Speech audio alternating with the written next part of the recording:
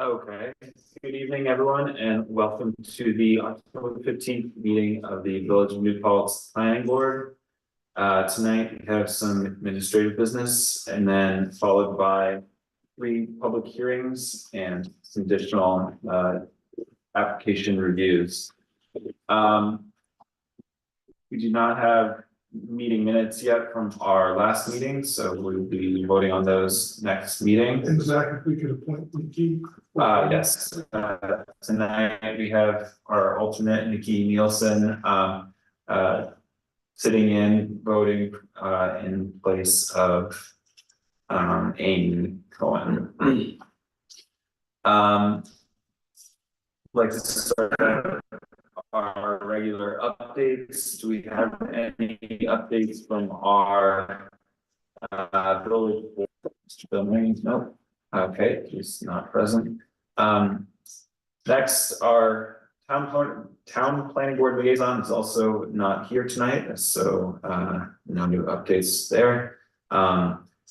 Any updates from you, Mike? Just that we had an update, we had a gateway meeting today for 147, 149, 151 North Chestnut. Zach was present and Emily and myself, along with Alex and Mayor Rogers and our 2 of our consultants, Dennis Larios and the consultant from Capital, Greg. Were present. The applicant had a number of people there. 2 people from the county planning department, a representative from the DOT, and a representative from the Ulster County Health Department. So overall, I think it was a really good, productive meeting. We had a lot of good dialogue about the DOT and the access and the parking versus bike lane and location. We also talked about potentially requesting through the town of New Paltz and the village of New Paltz to move the speed area. Right now, it doesn't drop to 40 until about 1,700 feet into the village. And then it very quickly goes down to 30. What we'd like to do is move it so it's at 30 at the village line, it drops to 40 in the town, because prior to that it's 55. So we'd like to just sort of back that all up so that whole area is a lower speed limit. And to do that, both legislative bodies have to submit a request to the DOT, and then they'll consider. So the applicant is asking for it as well. So we talked a lot about that. We talked quite a bit about the floodplain and the wetlands area there. We talked a bit about parking. They are still trying to pursue a shared access with the property to the south of them, but have not heard back a definite one way or the other. I'm going to make some efforts to try to initiate that dialogue a little bit better with the other applicant. And anything else you want to add? No, I think that pretty much covers it. Yeah. And if we want any details of that, then it's how do we get that? I'm interested to know what was said about the wetlands. Well, there's no transcript of the meeting itself. It's just a dialogue between everybody sitting around the table, but the county will, when we actually refer it to the county will incorporate a lot of this discussion into their county comments. So there's quite a ways away from that. I look at a report on the wetlands side from our consultant. That's what I was gonna say. Most of the stuff is in the consultant's report. We got the report back over the weekend. It's in the folder from the consultant. Wasn't able to print that one. Unfortunately, the printer broke this afternoon, but it is in the drive. The report came on Saturday. Oh, okay. That's what we From our wetlands. Okay. Yeah. But there is a report. Yes. If I may go back to the speed limit issue, seems like a no-brainer to all of us who sit around here, and probably some of the neighbors who travel up and down that street, that it's a no-brainer, but we all know that sometimes when things get to State Department of Transportation, things happen that are very strange. Well, their whole, and they said it, Hold on, oh, hold on, sorry, not done. apologies. I think my point is, a resolution from the village, a resolution from the town, a resolution from the county, all necessary, no question about it. But I think now comes the time when we really have to put the pressure on our elected people, state senators, state assemblymen, because they will listen, they being the State Department of Transportation, will listen to them before they listen to us. And it's crucial, in my opinion, that we lower that speed limit. We've had neighbors in here before complaining about that. I've driven, we've all driven through it. We've all seen it. And it's extremely dangerous. And it's not 120 units of new housing in that 1/2 mile stretch. It's now 240 units of housing in that 1/2 mile stretch. So what I'm saying is now's the time to make some noise. Resolutions alone are not going to do it. So, I'm sorry, so by their own admission, their main focus is to move traffic. And, you know, that was stated today. However, we did hear from them, they were the ones who said, in order to do anything, they do need those resolutions to initiate the beginnings.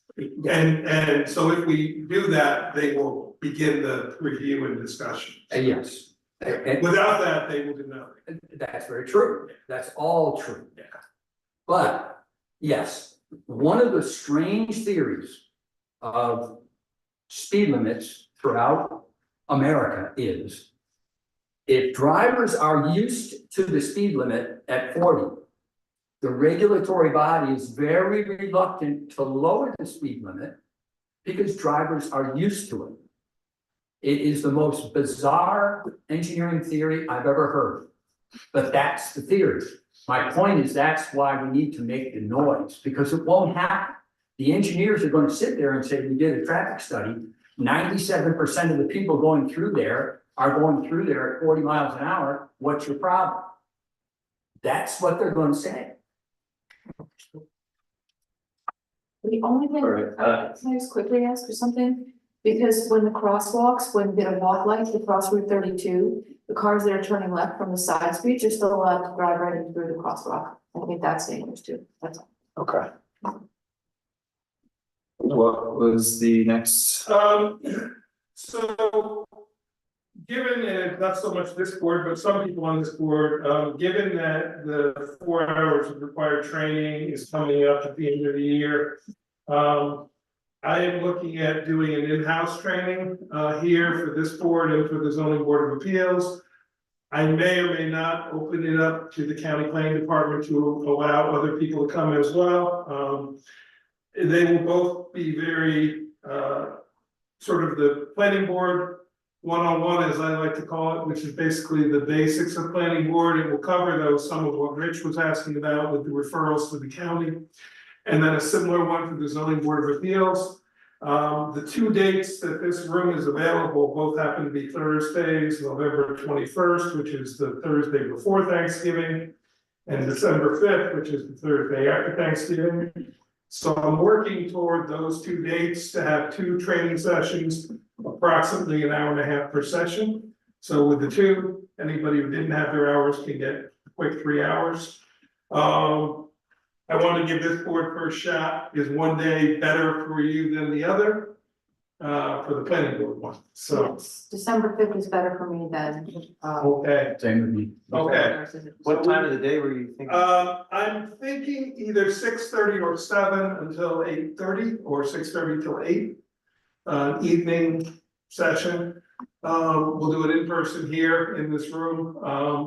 I probably will record it, but I doubt I'm gonna stream it out. That gets very complicated. And trying to do the technology and let people in the room and everything, so. They're both classes that I've taught for the New York Planning Federation over the years. Pretty much just need a little touch up and clean up and ready to go. So, if anyone is in need of your training hours, and I don't know if in past it's been emphasized, but in order to be reappointed, you have to have done 4 hours of training each year, so. And that's it. All right, thank you. Were there any other updates from any of the other board members? Items to discuss? In that case, I'd like to move on to our discussion about the completeness of applications. Yeah, Rich had sent an email to Emily and myself and Emily and I've spoken very briefly about it, but I am working through the village board about looking at the code, because both Emily and I feel that the current requirements in the code to get from the building department to the planning department, excuse me, to the planning board, are more about a site plan level review that is already ongoing. It's not a basic application. Certainly there's items we need and want to see, but not every application needs every element. The code kind of requires almost a full-blown engineered plan just to get to this board, and that's kind of counterintuitive in that you don't want the applicant spending a lot of time and money and investment going the wrong direction and then getting here and having you guys change direction. So Emily and I are going to work on seeing what we can change. We are also in process, the village board has signed a contract with a company called Municilab, which will be a new online application process. If you've ever worked with a tax preparer program like TurboTax or something along those lines, it's a question and answer set. And the way you answer the questions then leads you to the next questions. We're in the very beginning stages of putting that together. We have a meeting this Friday on it, but that will be replacing the paper form that we scan in. That is such a generic form. Now, it'll still have an awful lot of the same information and really, and more check boxes type of thing. We'll still use the checklist. I don't know exactly how we're going to implement it. We'll be figuring that out over the next month, but at the same time, kind of looking with Alex of what we need to get from the building department to here with the initial application. So you want to add anything? No, I'll be happy to work with you on it. I mean, there are requirements that come out of state law, so we have to just make sure it's all it's both efficient, but also, you know, legal. Yeah. Does the board have any thoughts on it? I mean, we, you know, things like, for example, a change of use where there's no change to the site plan, you know, what do we really want to see? What do we need to see or something like that? So that's just one example. I mean, that's an extreme example, but there's, you know, and at what stage do you need all the information? So. And floor plans, for instance, are not usually. Yeah, floor plans are not something the planning board really reviews. You need to know how many bedrooms, absolutely, because you're parking, many things, building code, it's nothing in the zoning code. So we're looking at tweaking the requirements of what gets submitted and how and when. Thanks, Mike. I think, you know, the thought that I have about it generally is just from a functional perspective, I'm hoping we can kind of thread the needle between having sufficient and the right information when an application is here for review, but also, to your point, not asking people to have a complete package before they come before the board, because that could not be a great use of their resources and take them down the wrong path. The you know, the advising the applicant before they come, I think, is equally important, though, or making that, you know, pushing them towards some more completeness, because I'll give you a different example of use of applicants' resources. Is we've had applicants for modest proposals here a dozen times. And that costs money too, you know, so if you, there might be as many instances where you hold someone off and save our time, but also save their time and money, their consultants. They're, architects typically, they're coming to the meetings and then saying, oh, you need this, oh, you need that. So I'm open to your and Ellen's advice about it, but I would like to give away whether we're doing it in a way that's most functional for the board. This sort of rule of thumb I've been using, if between meetings I get a new submission, I put it on the agenda and move forward, so you guys as a board can discuss the new submission. Clearly, each of you can look at it individually, but you can't discuss it as a board. So that's kind of what I've been doing. If I don't have something new, unless there's a reason to put them on the agenda, I don't. Yeah, but I won't belabor the point, but I do want to say, what you call a submission is mostly what I'm asking about. Okay, well then we'll have to set some criteria for what that means. Yeah. So, great. Thank you, thanks. guys. Absolutely. Thank you. Once again, the public comment Karen policy is not quite ready, so we will be sending that out and next meeting. At this point, I'd like to move on to our public comment section.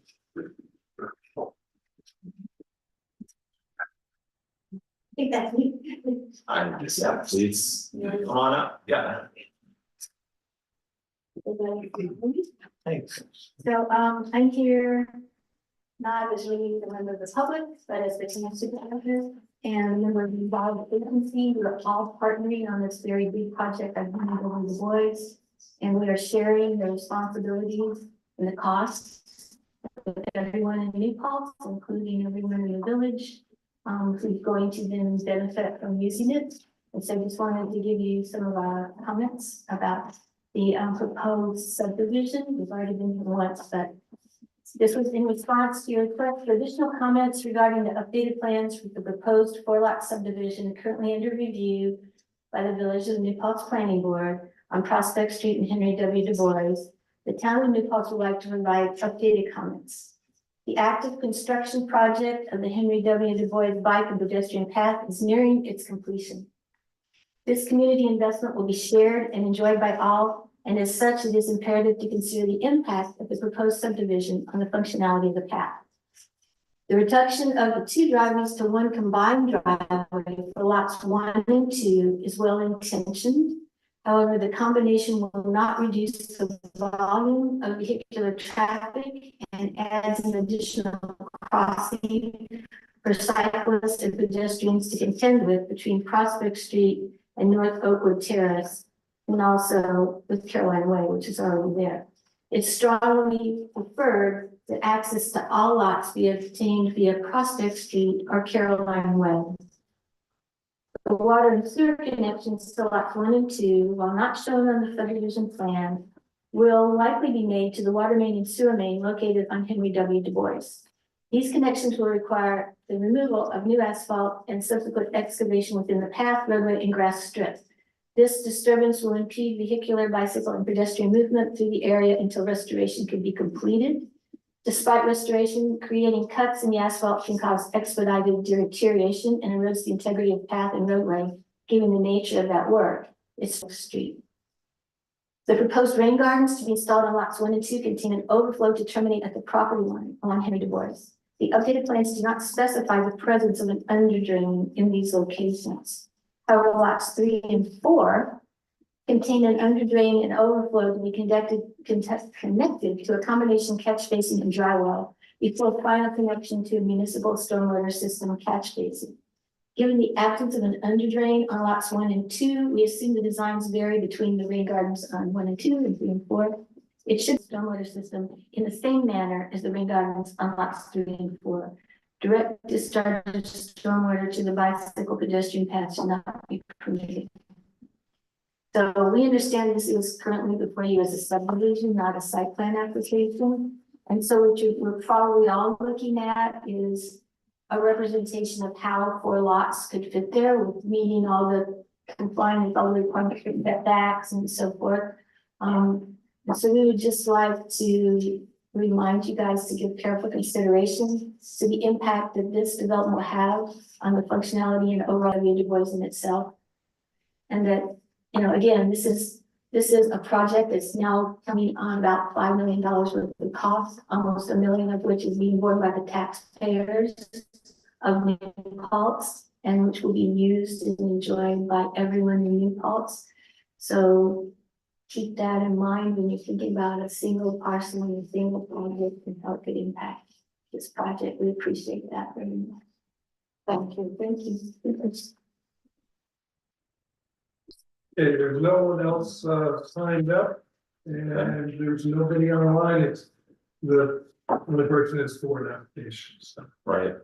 Okay, if there's no one else here tonight for public comment, I'd like to move on to our public hearings. First off, we have PB 2417. Could I get a motion to open the public hearing for PB 24-17, 160 Huguenot Street? So moved. Second. All in favor? Does anyone like to make a comment on 160 Huguenot Street? There's nobody signed. One. In that case, I'd like to get a motion to close the public hearing for PB 24-17, 160 Huguenot Street. So moved. Second. All in favor? Aye. Aye.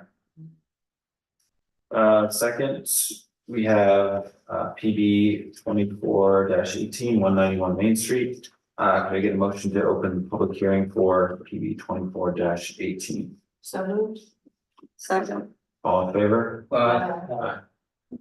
Would anyone like to make a comment on 191 Main Street, M&T Bank? There's no one signed up. I don't know if Mr. wish to speak on the application, but there'll be another point later where you can speak as the applicant, so. Okay. Let them know I'm here, I'm also here. Yep. Sure. The online. Yeah. Okay, so I'm hearing that I would get up and kind of bring to you what we did. When we get to the public hearings, Thank you. we do all them first, and then we, yeah. Okay, there are no comments regarding that. I'd like to get a motion to close the public hearing for PB 24-18, 191 Main Street. So moved. Second. Second, all in favor? Aye. And finally, we have PB 24-04, 3 Water Street. Could I get a motion to open the public hearing for PB 2404? So moved. Second.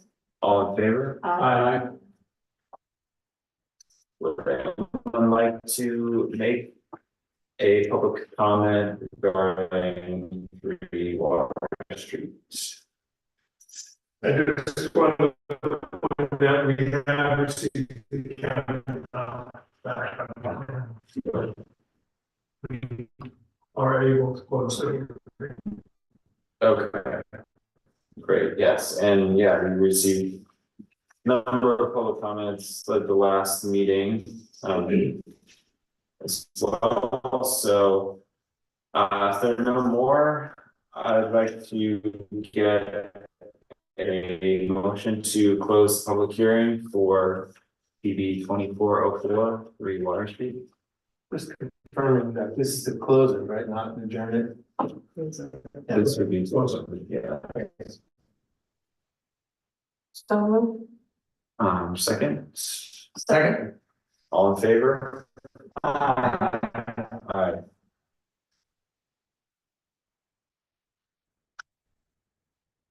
Okay, moving on to our application review section, our first application tonight is PB 24-16, 20 Cooper Street.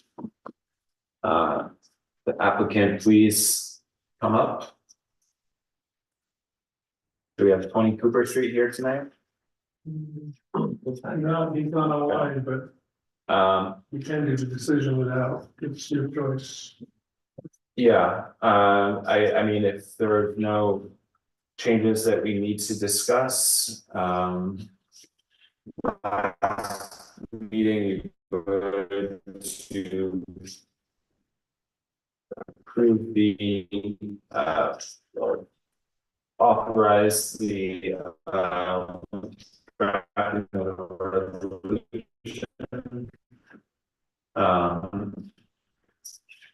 And is that, let me pull that up. Yeah, there's a paper copy in front of everybody. Oh, right. Yeah, pretty. Okay.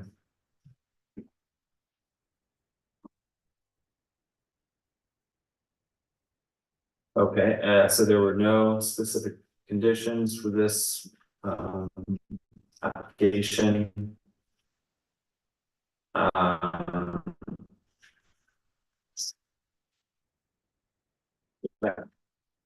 I think, comfortable proving it. This, yeah, even though the applicant isn't here. Could I get a motion to approve the resolution approval for 20 Cooper Street? So moved. Second. And could we have a roll call vote for that? Certainly. Rachel, Aye. Nikki. Aye. Aye. Right. That application is approved. Moving on, PB 24-17, 160 Huguenot Street. We have this applicant here. Yes. Yeah, please come up.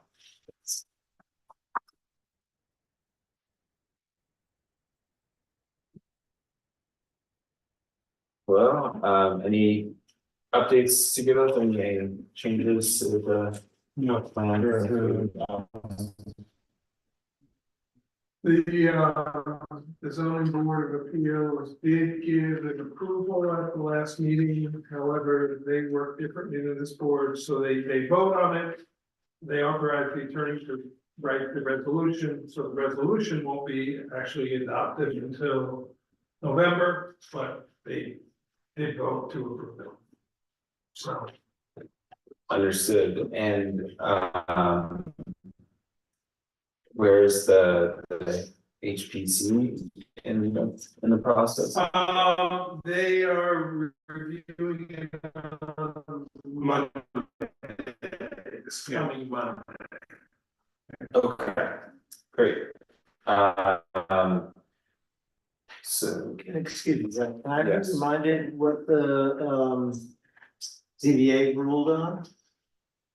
Side yard setback, they needed the approximately 3-foot variance for the side yard setback. We had talked about talked about that briefly last meeting. Yeah. It's for the addition, it's property is a quarter lot. And has a considerable amount of grass that is under the control of the village, so the yard doesn't start until approximately 15 feet in.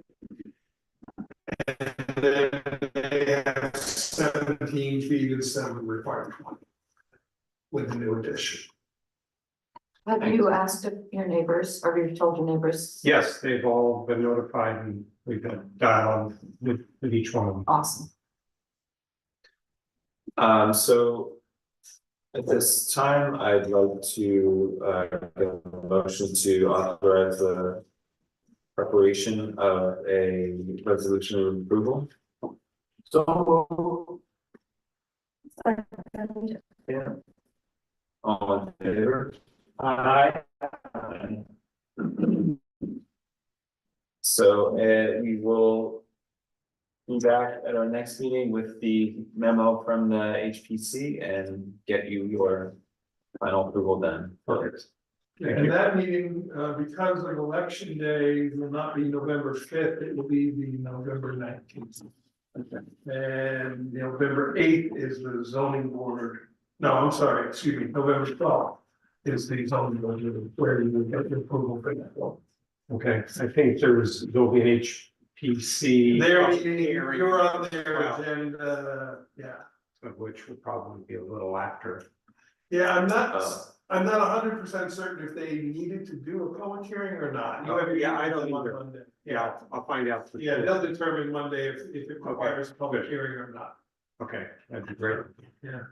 But we always could give a conditional decision Right, subject to their ultimate approval. okay. Sounds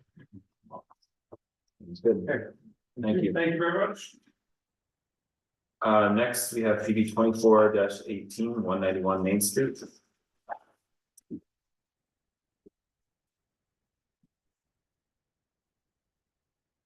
I thought that's the plan, we need that from the board I had the last time. Updated? It's not updated, but I was gonna step through But the. you have paper copies of them, right? I do have some courtesy copies, small and two sets of the Yeah. updated Yeah. plan. That should be fine.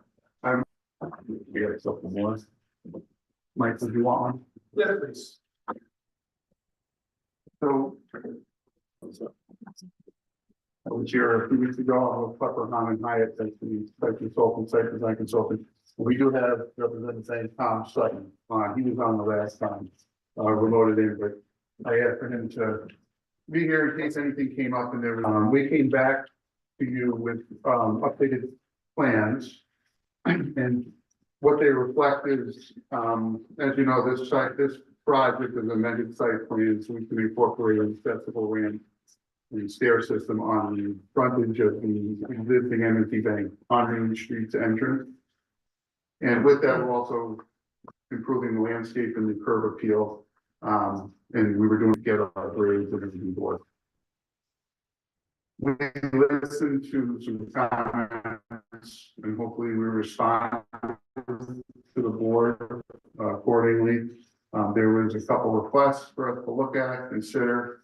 We did, Tom was on that last meeting, we did huddle afterwards and we talked about it. And what we have tonight is an amended plan from the last set, incorporating those comments and reactions to the comments that we had. First off, the lighting, there was a comment about lighting. And we talked about it, the bank went and had reviewed it. I know Mike had taken a look at it on the way out, he kind of told me a comment, you gotta, take a look at this, and we did. So the owner, they took a look at it and their maintenance facility, their folks checked it out, and we came to the conclusion that that lighting, which it was really in the right of way, the positioning of them, they go back to the original when the building was built. They're not a necessity, so we've given the concern with the road flare and the interruptions could be a traffic, we come to the conclusion to remove the lights, which the bank was fine with. So this project now is calling for 2 lights on North Manheim Boulevard, as well as 2 on the frontage of Main Street. Those ornamental lights, they're more architectural in accent, to be completely removed. So there'll be no light interference, with that intersection and the vehicles. So that was one thing that we decided. Now, I am gonna lead into with that, that lent itself to something else we were doing with the sites and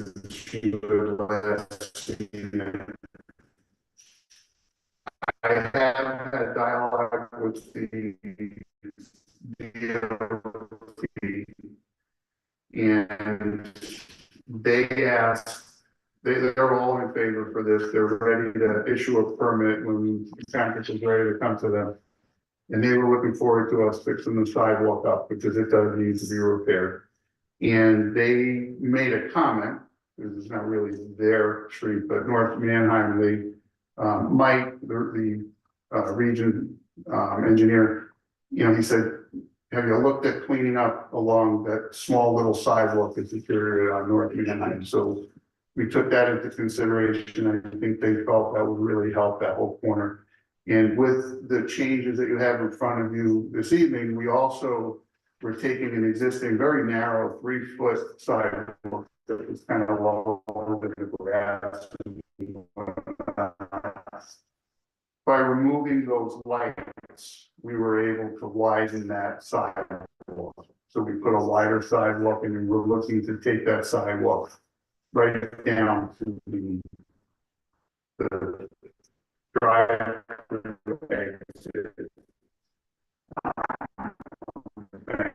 So if you look at the demo plan, that really can show you if it would depict, and you can see it shaded, the extent.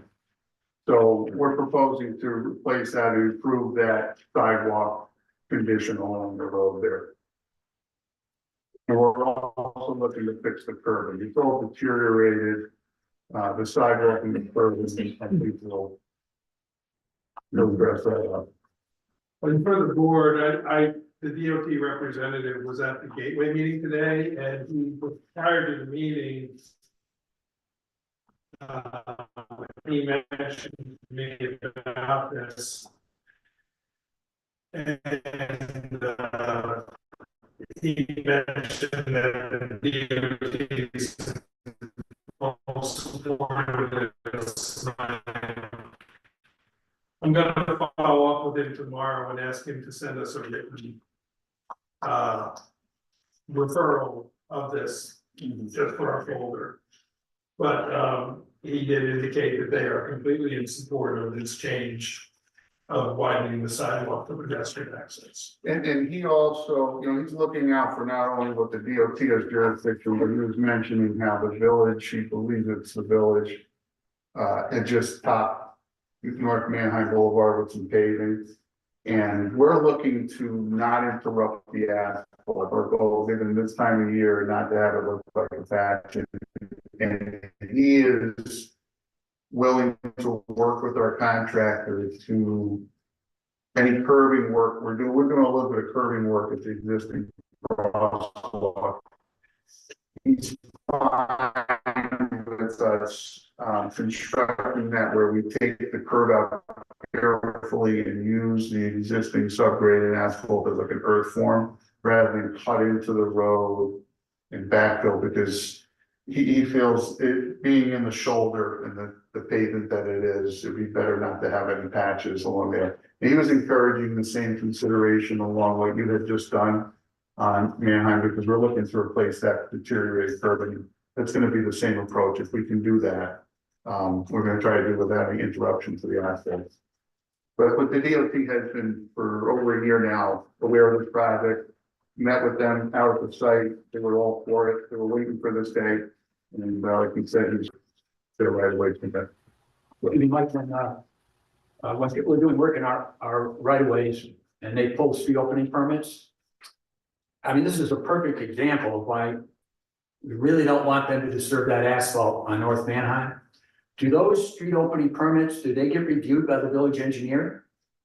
I don't know, because they're pulled through the Department of Public Works, not through the building department, so I don't know the answer to that question. Okay, well, That's, you know, it's the Department of Public Works purview, so I don't know the answer. okay, Yeah. well, that municipalities spend enormous amounts of money repaving streets. And then, in my opinion, the plans of the applicant in this case and in other cases, they should be reviewed by an engineer. I mean, they should be, I mean, you know, we don't want somebody just going in there and saw cutting 3 feet of that brand new pavement out of there to put in a curb. Understood. It's not our, it's Blue and the Department of Public Works, it's his call. He's for some to engineers, but I can't answer the question because I don't know. Okay, well, I'm just gonna put it on the record again, and I've said it before now, a street opening ordinance, so that we have something to rely on in these matters. I've gone to Bluewood, in fact, I drafted the ordinance, I handed it to him. He said, no, I can handle it. I don't know if he cared, I think the applicant is going. County Planning Board's memo, and their recommendation for lighting. Do these changes address the, required modification? So I'm gonna refer back to that, I think I have a copy of it, so we got rid of the lighting, we kept one light on the ramp, we reviewed, the necessity for it, there's an existing ramp, remember, it's more of a walkway. Not so much a ramp, graded walkway that goes from the parking lot, crosses the drainage channel and goes to the front. There's a light just north of that we're keeping, because that illuminates that walkway. Right. As far as the site, the rest of the site, the owner, and I'll let Tom speak to that, reviewing the luminaires. The facility is looking at that as far as, what they have out there. And, what might need to be addressed in the way the types of fixtures. And we didn't see any big concerns, I didn't get involved with it as much as Tom and his facilities. Okay, So, does Tom wanna? Tom, did you want to comment on the site itself and your review of the site lighting around the rest of the site and how you're gonna be pursuing that? Sure, Jim. My name is Tom Sutton, for those of you who, can you guys hear me okay? Just want to check. You can hear me okay? Yeah. Okay, thank you. Tom Sutton, I'm the Senior Regional Property Manager for the bank. I'm stationed out of our headquarters in Buffalo, New York. My property manager, who typically handles this region, he's out on paternity leave, so I'm trying my best to pitch hit for him remotely. We've had our teams, we initially went through and we de-lamped the fixtures in question that were brought up last time to get rid of the glare and the hazard at the road. And then our teams are going out at night to make adjustments and measure the foot candle readings to kind of better focus in the lighting and that. And I think we've made some progress there. So I think, we're balancing the New York State ATM Lighting Act and everything else, to make sure that we have a safe area for folks to do banking and to be compliant with the law. So we think we're making some pretty good progress there on that front. And Tom, I'll just chime in too, because you just mentioned something that makes sense to me. When I drove in this evening, those lights that we're removing, the lights are out, like they terminated them, shut them off. That's probably because of them reviewing the foot candles and whatnot. I would imagine so they didn't get those lights interrupting those readings. So that makes sense. That's So you drive by there tonight, there's no lights in that wide. They're probably, they consider it the proper readings with the lighting that's gonna be left.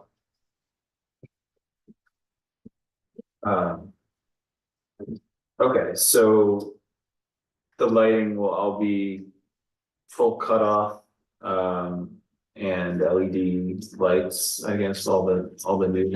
Is there the anticipation that the new lighting for the county's comments, Tom, would go to LED and have cutoffs accordingly? I think that's what you're trying to achieve in your review with your facility.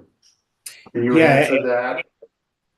Absolutely, Jim. Anything that we would put up would be LED. I know that we've made some replacements, over the course of time. And any replacements are LED per bank policy. All right. So I think all the other county comments were already addressed here. So Zach, it was brought to my attention, and my apologies for not knowing the code well enough, but the properties in the B2 need to go to the historic reservation.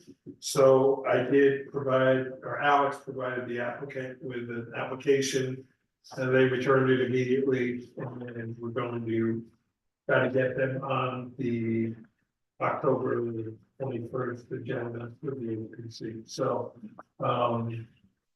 just wanted to point that out, and my apologies for not knowing the code well enough.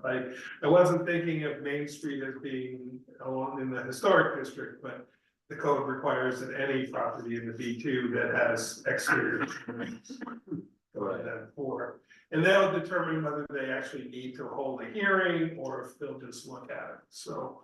That'll be all submitted to them tomorrow morning, first thing. Mike, I brought a copy, because you got the electronic copy, but I didn't know if you wanted a hard copy. I still have a hard copy of the small set. I appreciate If it. you want a full set, I also brought a full scale set if they I require. think with the electronic and the small set, that probably would be okay.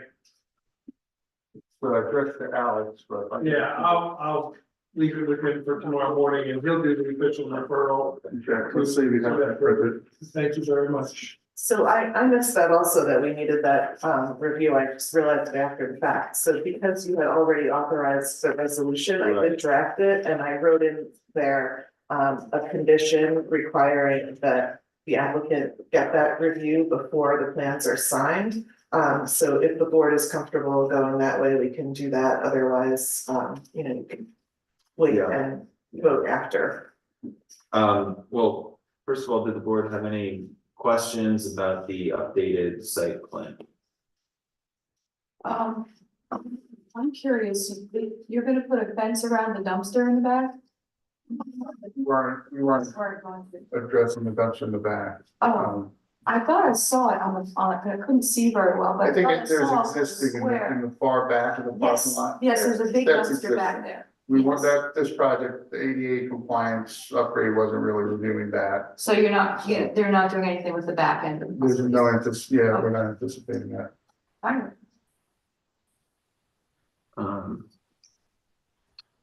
Okay. Well, I mean, I would be comfortable approving it pending the comments from the HPC. If they required any changes, we would just bring it back to this board. Right, and we would wait to sign the site plan, which would not allow the building permit to be issued until such time as they issue an approval of it, so. Well, if, board doesn't have any objections to that, let's first review the specific conditions of this resolution of approval. Which would be number 1, review by the Historic Preservation Commission. Design review board is required. The commission's approval is required before the planning board chair signs the plans. If the commission recommends changes, the applicant shall return to the planning board. And number 2, before the village grants a building permit, the applicant shall obtain permits from the village DPW and the New York State Department of Transportation as necessary for work within rights of way, including sidewalk alterations. Zach, I just noticed one on the procedural history, there actually were, the bike rack was also a required modification.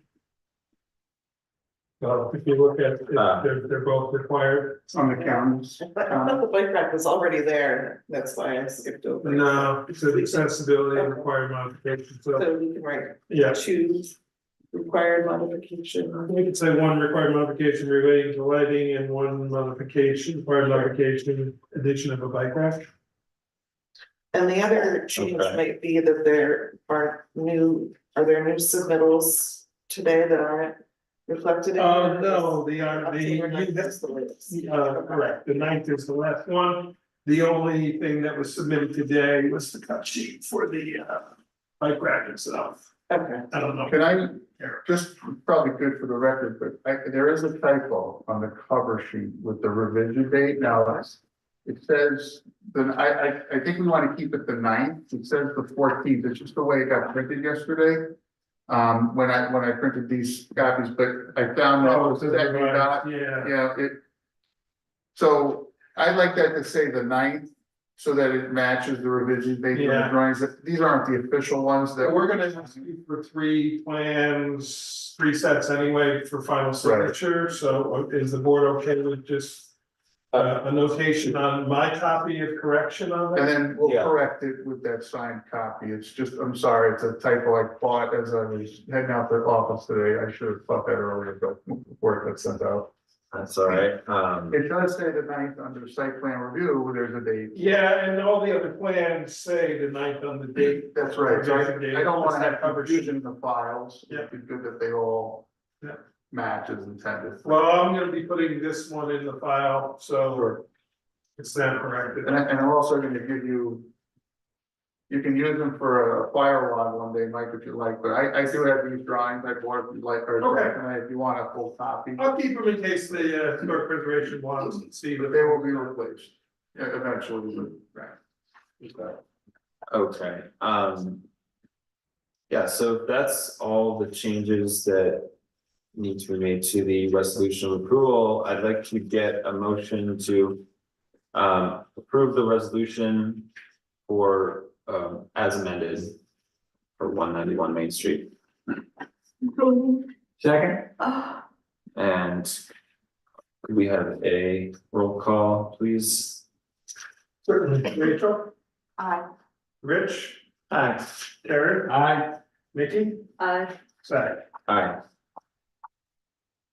Well, yeah, we will hear back from the HCC soon, hopefully. Sounds like Monday, we'll know.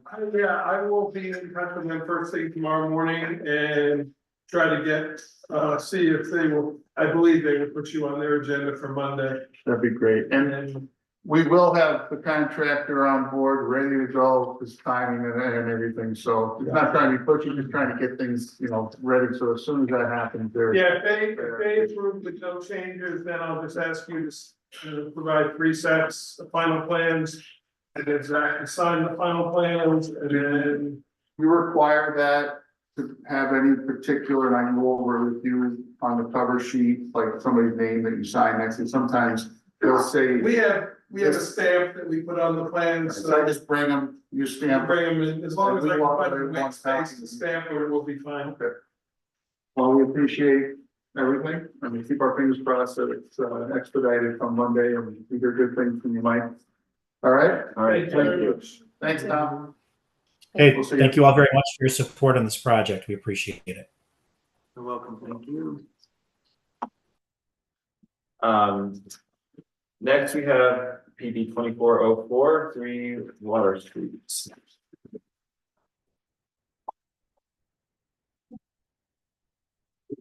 Thanks. Thank you.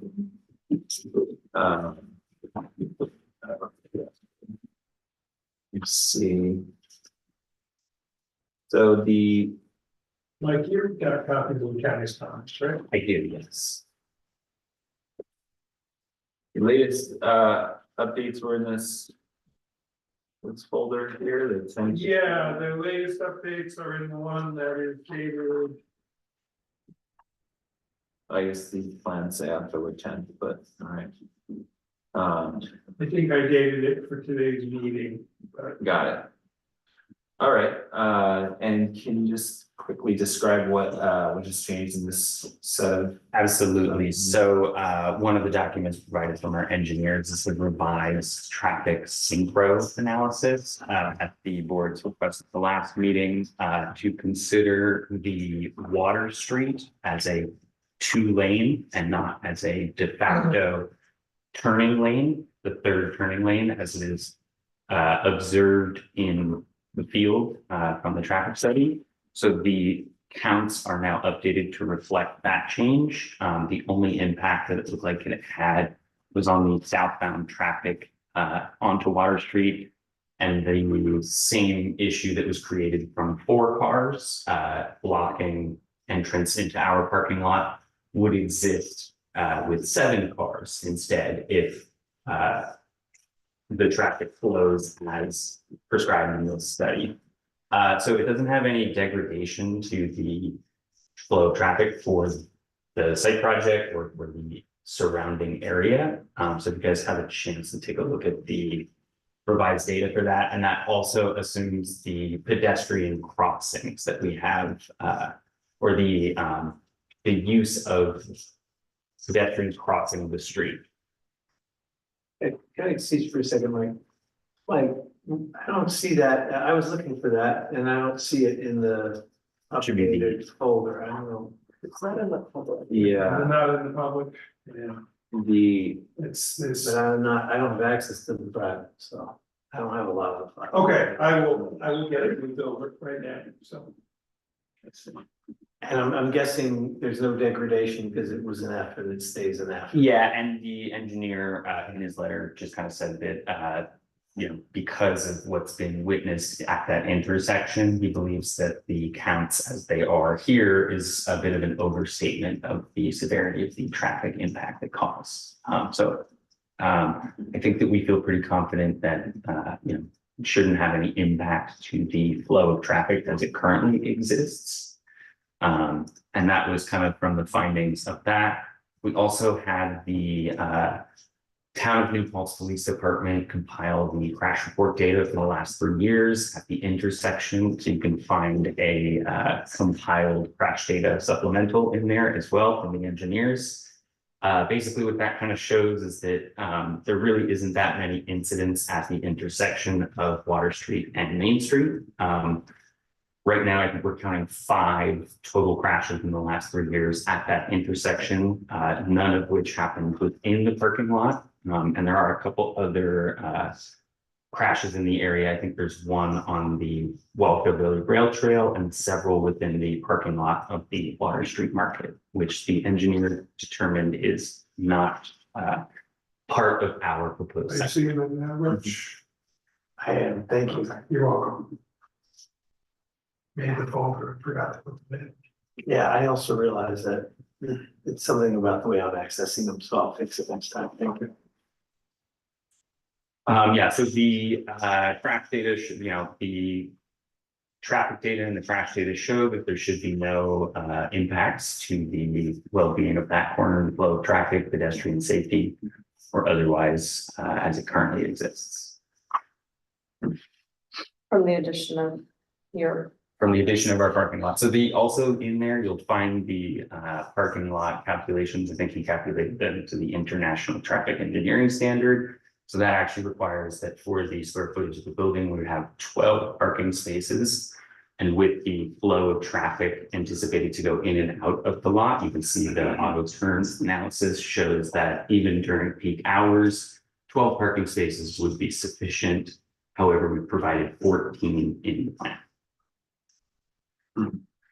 So additionally, you'll see the, I do believe you guys got the Ulster County Planning Board comments, 2 comments. One was about the lighting plan. I do believe we had some notes about that from the HPC, and they have no obligation to our plan. Currently, we don't intend to change any of the lighting as it currently exists. There's a very bright traffic, not the traffic light, but the overhead street lamp there does illuminate that corner very well. So we don't have any intentions to change the lighting. Depending, we're always keen on replacing energy efficient bulbs for LEDs, but other than that, we have no change to the lighting plan. Second comment from the Ulster County Planning Board was just a suggestion for the village to consider adding a crosswalk. I believe that was. Or sidewalk, sorry, a sidewalk on the edge of the parking lot there. I think we'll be connecting the crossing. I think we've kind of covered this topic that we are tenants of the property. In order for that to do that, I know the village has the right of way, but I do believe there would have to be some sort of easement with the property owners in order for us to do that. So from the applicant's point of view, we do not have the authority to grant an easement on a property we don't. I could add something to that too. Alex and I looked at the survey that was provided. And the property line does not go all the way to the street. There is actually, I don't know the actual dimension, but it's probably much more than the width of the sidewalk from the property line to the paved edge of the road. So it appears that, as we've learned recently, the village has control over that part of the road, even though we all thought it was a state road.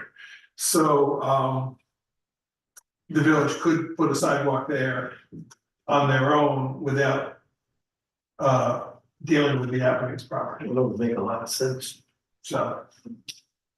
But the applicant, the point being, the applicant doesn't have control over the area where a sidewalk would go. And if the board would like me to explain what happened with the county's comments, I'd be happy to. No, about. I think they're pretty. Well, There was 30 days quorum, back. right?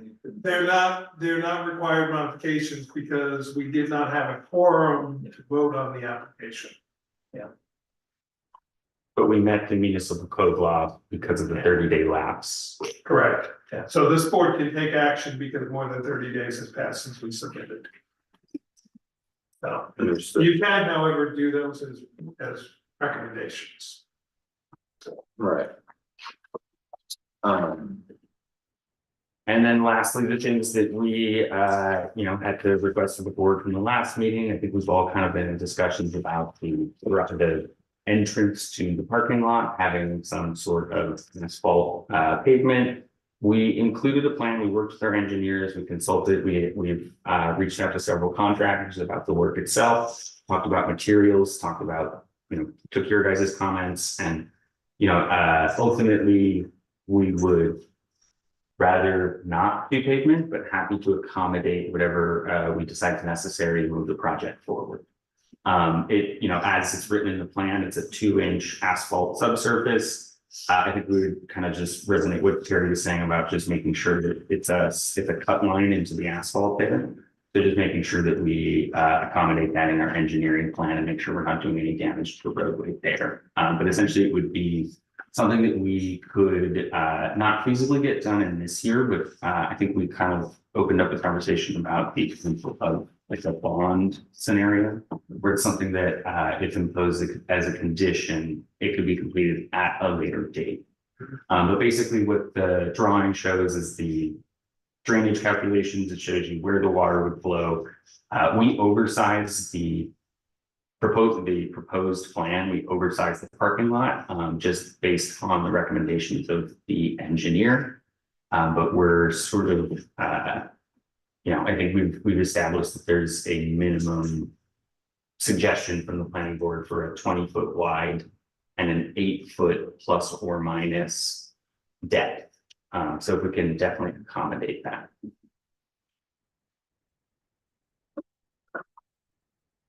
But doesn't this, on the site plan, say it's gonna be 28 feet wide?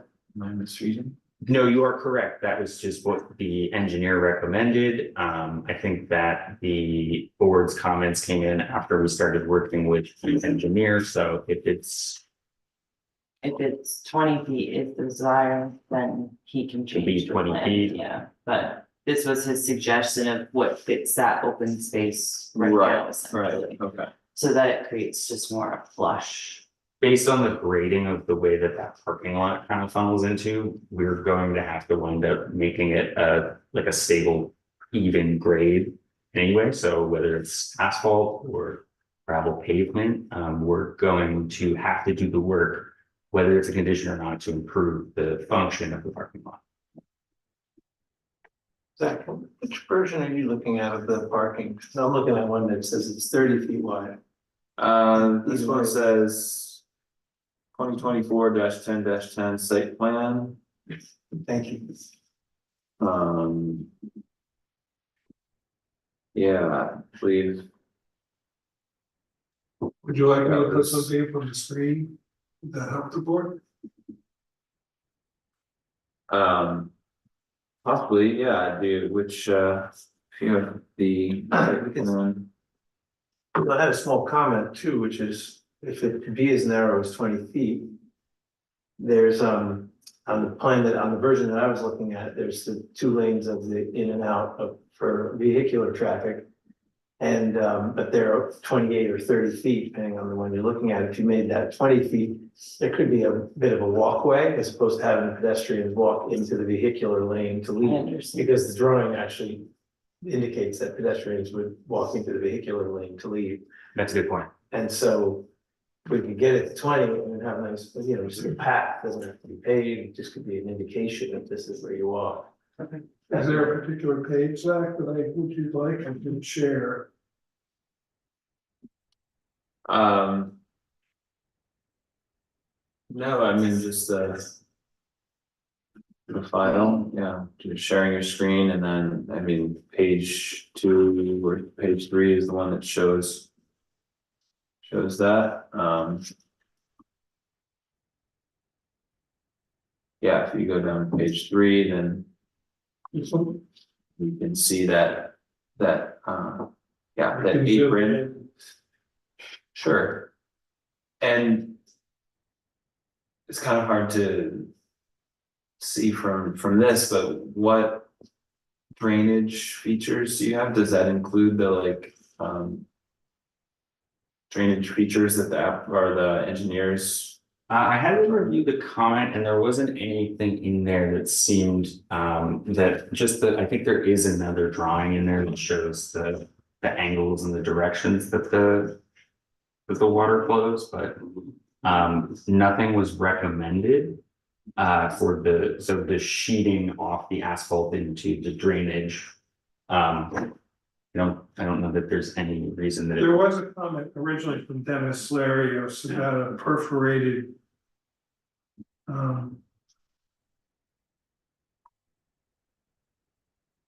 Perforated tube, basically perforated pipe. Yeah, there was definitely a comment. But. Yeah. If you go back and find that. On 8% slope, that's a lot of water. Anyway, cut it. That's a lot of water.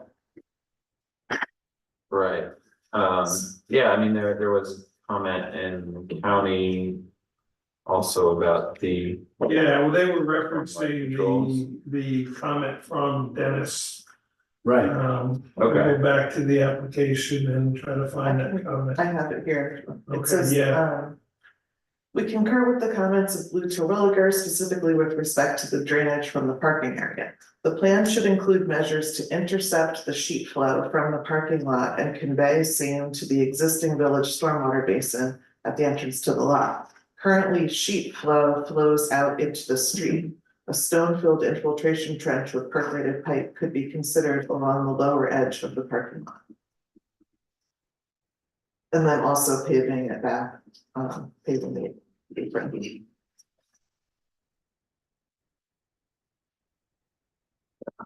Not sure what the lower edge of the parking lot is. Lower edge? Yeah. What is that lower edge of a parking lot? Well, I was Just so. I think that's where the driveway is. right, where the driveway meets the road. The gravel or the driveway meets the road. That was my interpretation. That's mine too. It's That's why I said the last time we were here. This could be significant. I mean, you're not just gonna join two pieces of pavement as the drawing shows. Somehow you're gonna put a structure in there to collect the water sheeting off there. Yeah. But I don't see a So the- proposal for it. I don't see a drawing of it on either side.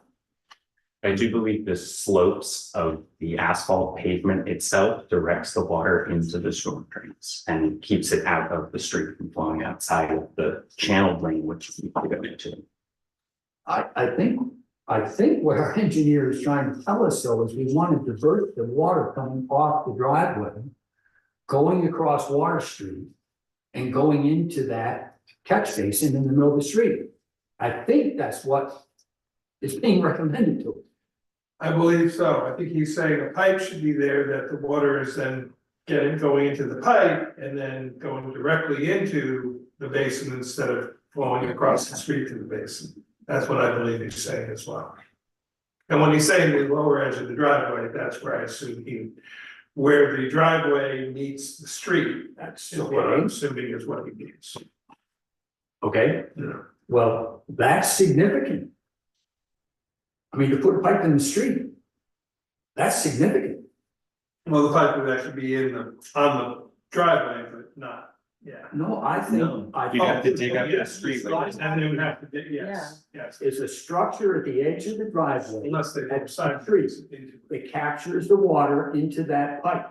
But that pipe also has an outfall Correct. that goes it goes under the street and into the catch basin. Correct. Well. But it doesn't necessarily require a street opening, you can drill sideways for that situation, because it's all going to, it's partially in the street. Wow. Maybe. You know, horizontal boring doesn't always work that way. I mean, that's nice, Understood. but there's an awful lot of rock around here.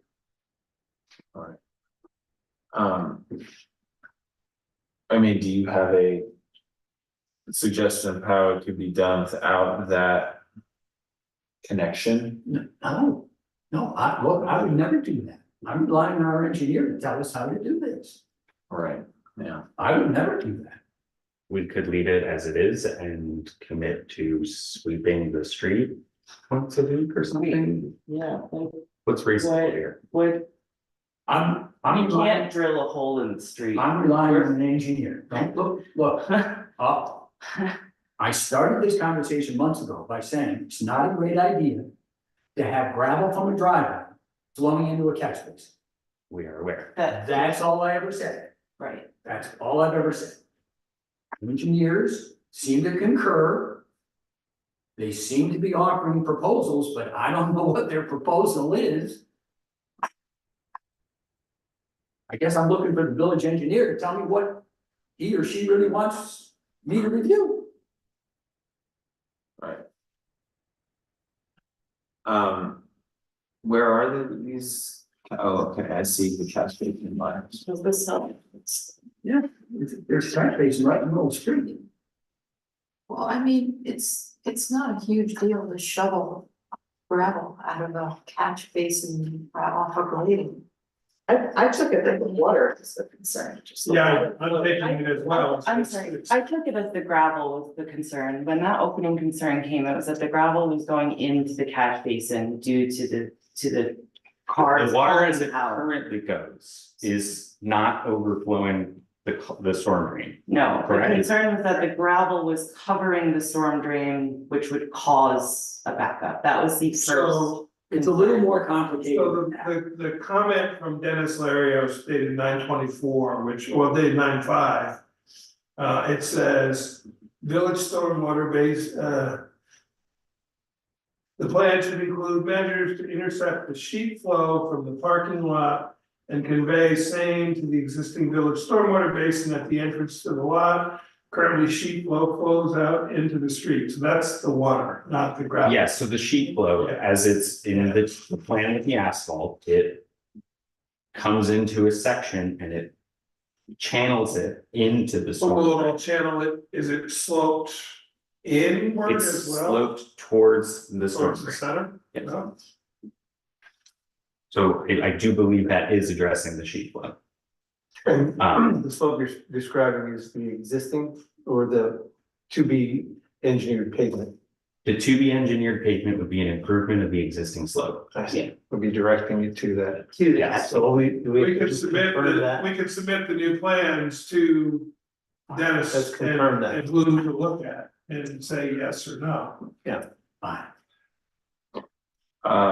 Okay, yeah, I think we should do that. I mean. I also still think that the 28-foot width is excessive. If we meet the suggested minimum, would we have the freedom to go a little bit bigger? Just for safety, for turning radiuses, or for other reasons? Sure, yeah, I mean, if you wanted to make it 22, 20, 24, that's fine, yeah.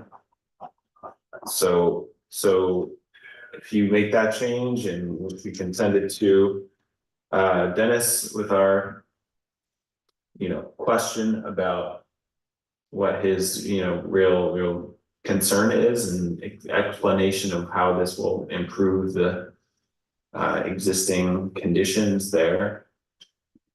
And hopefully that will be enough to satisfy everyone. Wouldn't it be easier to dig a catch basin further up the hill? That would collect the water before it even goes into the parking lot.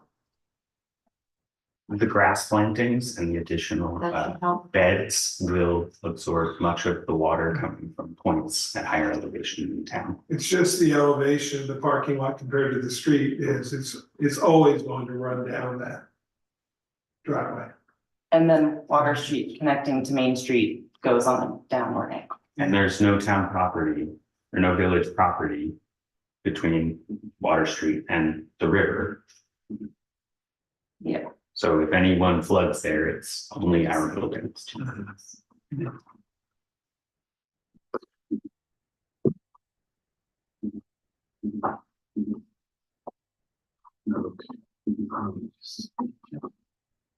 I think Dennis is always happy to talk to applicants' engineers. Yeah, if your engineer wants to directly reach out to Dennis, I can supply his contact info. Or I'll do it by email. Do I have your engineers? I can make sure that you have it, yeah, Okay, or I can just go through you yes, and they might be able to talk directly and then just clarify everything. okay, That may help solve the question. Cause I believe I understand what he's providing, it's just at that crest. Is at the full distance that this perforated pipe and gravel be there, that the water then runs into that and then is transmitted into the catch basin, but.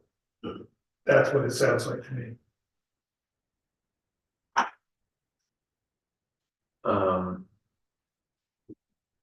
Yeah, I think we've addressed all the other. Topics, the new traffic data, I think makes sense, Sash data looks good, the only like Ulster County Planning Board comment, which hasn't really addressed, it's the same like drainage one. I think I'd like to hear from Dennis, his opinions on the, you know, on this updated plan and if the sort of just sloping the apron would be enough. I mean, I think so. I think it's excessive to put in drainage pipes connecting to the catch main, but I just, yeah, I think it's good practice to get his feedback on that before we do a final approval. so would the board hold up the draft resolution tonight? Until November For this 15th. site plan, for this parking lot plan that we're talking about, even though I'm under the impression that, we were gonna talk about a bond situation where in order to complete this project, there's a certain amount of time that we have. So the Not way, sure. the way that I wrote the draft, which it's entirely up to the board if you're ready for it or not. It's not pretty copies. Yeah, I didn't get it done till today and we don't have printed copies. But I wrote it so that there's a condition requiring the engineer to sign off on the drainage. And if that is not accomplished, it would come back to the planning board. I was asked to draft it and I knew that was still an issue, so that's how I drafted it. And as far as bonding, I mean, we do allow, like, if it's the wrong season to plant trees or, you know, things like that, we allow those things to be subject to a performance guarantee. But In this case, could be it's a the wrong bond or season a letter of credit for or whatever. And then it would allow it to be completed at a later date. So that's referred to in the resolution as well. So that's, if you want to consider moving forward tonight, you can read through this in more detail and work out the details, but if you want to, you know, make sure Dennis is satisfied, that's. You could, and this is just a possibility, you could approve subject to the village engineer approving the final plan, in which case then whatever Dennis says, that's what goes. I mean, it seems Well, I mean, like, how does the rest of the board Yeah. feel about this? Sounds good to me. So you're in favor of approving these specific conditions, like conditioning it on the engineer's approval? Well, yeah, Yeah, they wouldn't be able to do this work anyway until the spring, most likely, because the asphalt plants, if they're not closed already, will be closing within the next 2 weeks. So I guess my question is, so resolve pending the village engineer allows the what does that allow, So- what does that not allow? So when Dennis comes back with the answer, they would update their site plan accordingly to what he specifies. If you did a conditional approval, as long as their site plan matched Dennis's, then Zach would be allowed to sign it. They would be, and also the condition would be for bonding for this asphalt, because otherwise. reality is they wouldn't be able to do this work until the spring. Right, so that allows So- dispensary and farm store. To start. Well, the farm store is operational, it's a dispensary, allows them to operate, knowing that, and they will have to do the work as soon as the. We would write it as such, that they would have to do that work immediately as soon as the asphalt plants open in the spring, and then they would do that work.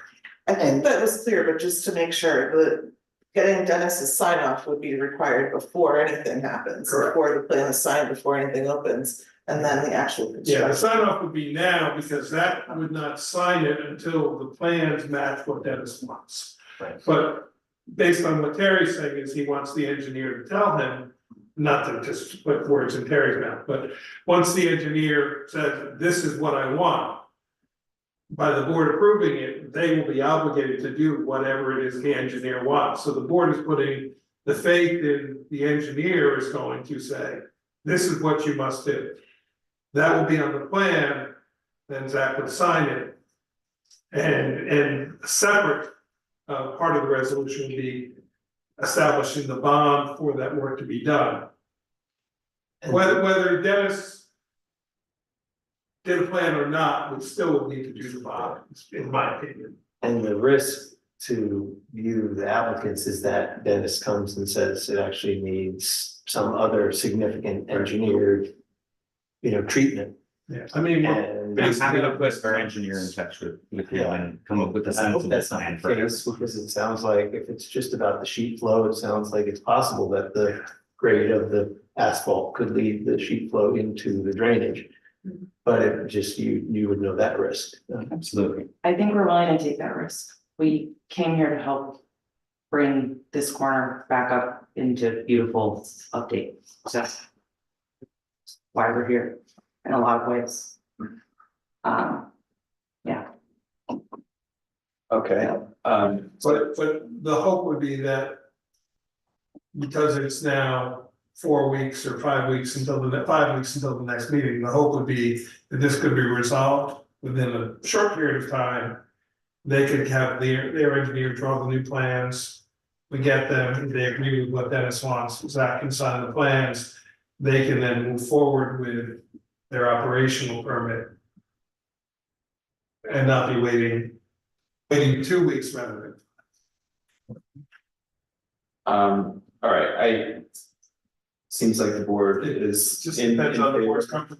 Yeah, I'm comfortable with that, so maybe could we go through the resolution as it's written and look at the specific conditions? Yeah, And and I we can need to make share any- it on the screen.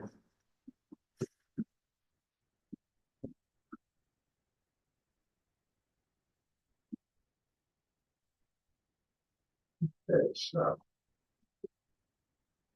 Do you wanna just start with the specific conditions? Yes, Okay, there is one change in the procedural history. It just says that the public hearing was closed on October 1st. Emily and I will change that to tonight's date. I realized that. In the public hearing. So, got that. mhm, Specific condition, so. okay, so number one, operation of the cannabis dispensary is conditioned upon continued license with the NIS Office of Cannabis Management and compliance with all state regulations. Should the dispensary lose such licensure, the special use permit granted herein shall become null and void. 2, in issuing this approval, planning board does not, I'm sorry.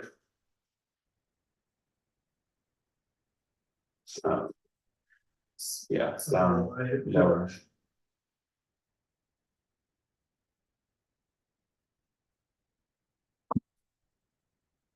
Okay. The planning board does not endorse the operational plans for the facility, which are within the purview of state regulation.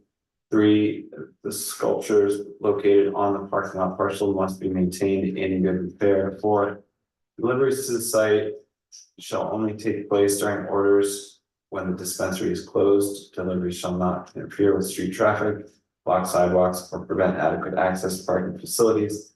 5, prior to the signing of the plans, the applicant shall incorporate drainage features such as requested by the village engineer to avoid sheet flow onto Water Street, and shall obtain the village engineer's approval of the stormwater design. 6, prior to issuance of a building permit, the applicant shall file an instrument with the Ulster County Clerk in a form acceptable to the planning board attorney, guaranteeing that the parking lot on parcel 86.33 will remain available for the uses on parcel 86.33. We're up to number 7. Yeah, does that last one, is that the performance bond forward? No, what that is because the 2 parcels are 2 separate parcels. They're under the same ownership, but one parcel could be sold. We have reviewed them in conjunction with each other. So because they're separated by a street, we're not mandating that they merge them into one lot. They can remain 2 parcels. But they will sign a certification that is then filed with the Ulster County Clerk, that parking, it basically becomes, is it an easement, I It guess? could be an easement, that's why It's a parking easement easement for the bank. to say that the parking on that property It's can for them. remain with the other parcel. So you can't sell the parking lot parcel and now your building doesn't have. Sure. And your attorney should be able to draw up that document. Okay. The owner of the property would have to sign it as well. Actually, the owner would be the one who has to sign it, not you, but. Yeah, And it would be filed with the Ulster County Clerk as a file easement to just make sure, because without that. If one was sold, then the other one loses its ability. What if the landowners refuse to do that? What do we do They then? have- Now we don't have a parking lot, so we'll smooth things over. Okay. It'll be all right. You'd have 2 options. One is you could come back and merge the 2 lots into one. Well, they can't. Well, do we that. can't. Yeah. But I'm just saying, that's what the options would be. There's really nothing you can do, but the owner has to guarantee, because we're counting on that lot to be the availability of the parking. Even if there were 2 separate lots under 2 separate ownerships, we would need a cross easement to allow the parking to continue. It could be a deed Understood. restriction. Deed restriction or anything like that. Okay, It's just to protect you if the owner decides to sell that property. sounds good to me. Yeah, so. sure. Yeah. All right, number 7, prior to issuance of a building permit, the applicant shall conform with all village regulations regarding work in a village street, including obtaining approval from the superintendent of public works and posting bond as necessary. Number 8, at the discretion of the director of planning, zoning, and code enforcement, if the driveway improvements cannot be constructed concurrently with other site improvements, a performance guarantee shall be required in conformance with section 212-23. Can we add in that prior to issuance of a building permit? Either at the beginning or at the end of that sentence? We want to get the bond in place before we issue any. Or actually, in this case, it's not a building permit. In this case, it's a certificate of occupancy. Because they're not they won't need a building permit. We have an open. We will. Oh, you do? Yeah, so I was gonna, Yeah. we'll be closing Okay. that prior to. So prior to a certificate of occupancy. So I wrote it at your discretion, so do you Okay. need that or can you? I Discretion. He wants to get it out. But you won't get your C of O until we get the bond established. That's very reasonable. Okay, are those all the specific conditions? I think it handled the question about Dennis, Right, I mean, the only thing I'm wondering is how we incorporate that narrowing of the entrance that we discussed into this, so. I like your idea a lot, actually, of narrowing it with a path on that side. It makes a lot of sense. It's a visual of a walking. I think, just buying ourselves a little time for our engineers to coordinate with the village's engineers and Yeah. come up with a plan that I think we all really like. I can make sure Dennis is aware that we would like to narrow it, and if he makes that part of his plan, unless you wanna make it as one of your conditions. Okay, no, I think that's a good idea, if we have. He will say how he feels is comfortable. Yeah. And then if for whatever reason he thinks it's important that it remain 28 feet, then that's great. Okay, so I'm comfortable with those general conditions, and if you are, then you can. I just want to make sure it's correct what I wrote, that the county planning board comments have been addressed in this redesign, right? Yeah. They don't have to be. I know they don't have to be, But but yeah. I wrote that, so I want to make sure it's I true. believe they have.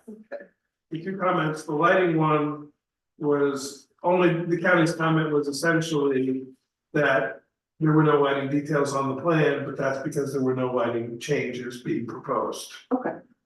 And then the part about the drainage and the sheet flow is being addressed with Dennis. Yeah. I believe so, well, in that case, could I have a motion to. Approve the resolution of approval as amended? So moved. Second. And could we have a roll call vote, please? Certainly. Rachel, Aye. Rich, Aye. Terry. Aye. Nikki, Aye. Zach. Aye. Okay. So, yes, please. Reach out to Dennis Larios, I'll email you his email contact info. Yes, please. And I'll copy him on it, and get you guys in discussion, and then if you can bring your engineer into it. Absolutely. And then, what we will need is an estimate of the cost of that construction, whatever we end up with that being. And that's where we'll bring Emily in to tell us, or what do you want the bond to be, just a letter of credit? or- We actually have a section in the code, so Okay. I can get, yeah, I can bring that. Your attorney can probably assist you. a bond, Okay, cool. yeah. Yeah, and in terms of whatever the instrument is, Okay, and then we'll have to. As soon as the asphalt plant's open, should we included that in the resolution about the bond, or that would be? We'll do it in the bond, yeah. Okay. great. Thank you very much, guys. Thank you. Thank you. Good luck.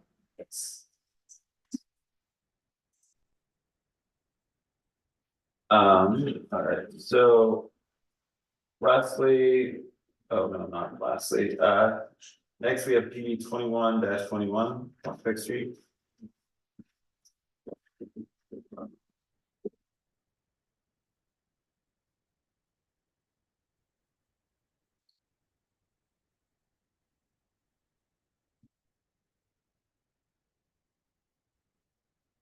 So, okay, so.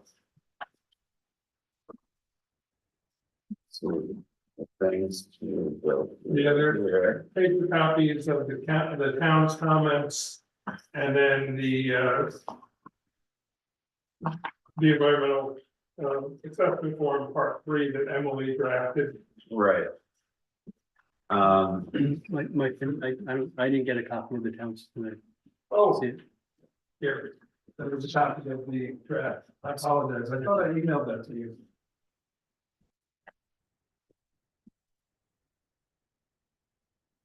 So, did you get it?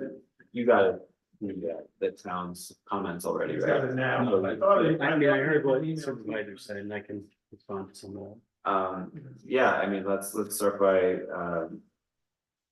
going through these and just, getting your, response.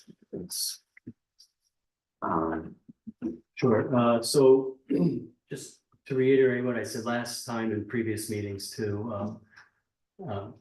I had been working with the town's engineer Alta Planning since 2020. Both on assisting with the design of the bike path on other properties I have on Henry Boyce, but it specifically with this property. They were aware that there was 2 driveways planned here while they were designing it. They couldn't draw them in because they weren't approved yet. But what we had done was, I allowed the town, or I'm allowing the town to come onto this property to regrade so that they can make the bike path safer by pulling it away from the road. It also eliminates having the railings, which makes it easier for doing a driveway crossing. So it's a little frustrating for me to hear, you know, the request now to change it when for the last 4 years this has kind of been in the works.